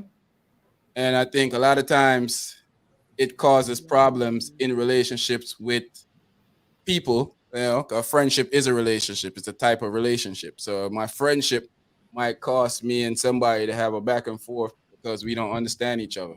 Like I might think that T, Lola, Cherie, or Shortman is saying something negative about me when they're giving me something I've learned in the military is called constructive criticism. I think a lot of times that you say something about a person and they take it offensive, but they don't tell you that they take it offensive. So whenever you and them have a blow up, they take that same thing and use it against you as a weapon, saying that you did this or that to them. And I've learned that the other day with mediating a squabble between two of my friends. And I realized that one of them been holding hatred or a grudge against the other one because of something he said a few years back when we was all making fun of each other. And he brought it up and I told him, he brought it up and I realized it right away. And I didn't bring it to his attention in front of my other friend because I didn't want my other friend to pick up on it and start using that to fuel the animosity between each other. So after they left, I called him and I said it to him. And he went into a tirade of how dude doesn't respect him and dude doesn't with this. Oh, God, yeah. Hold on to some bad feelings for a long time, man. That's not good. I said, isn't that the same dude you call for help when you need help? Isn't that the same dude that's there for you whenever you need him to be there for you? So how doesn't, how at the same time he has love for you but doesn't respect you? Yeah, no, that's internal conflict, bro. And I think that's what happened with a lot of people, why we lose friends. I know T have lost a few friends over the years. I know Lola have. I know Cherie have. I know Sharpman have. I know I definitely have. And I know a lot of that friendship thing comes down to a conversation if we really want to be truthful about it. A lot of people, we could sit down with them right now and have a 1, 2, 3 easy conversation with them and fix the situation that's going on. But one of the party already made up a decision in their mind that they have something that's bothering them and they may not have told you about it. So Yeah, I just wanted to say that because I know both of them are listening, and I wanted to put that out there to both of them. Y'all both my brothers. Y'all put me in a messed up situation to have to mediate a problem that should have never got to the place that it got. But I'm glad I was around to be able to put some type of context to what's going on and to be able to have some type of friendship between the two still. I know it's not perfect yet, but maybe one day it'll get back to what it needs to get back.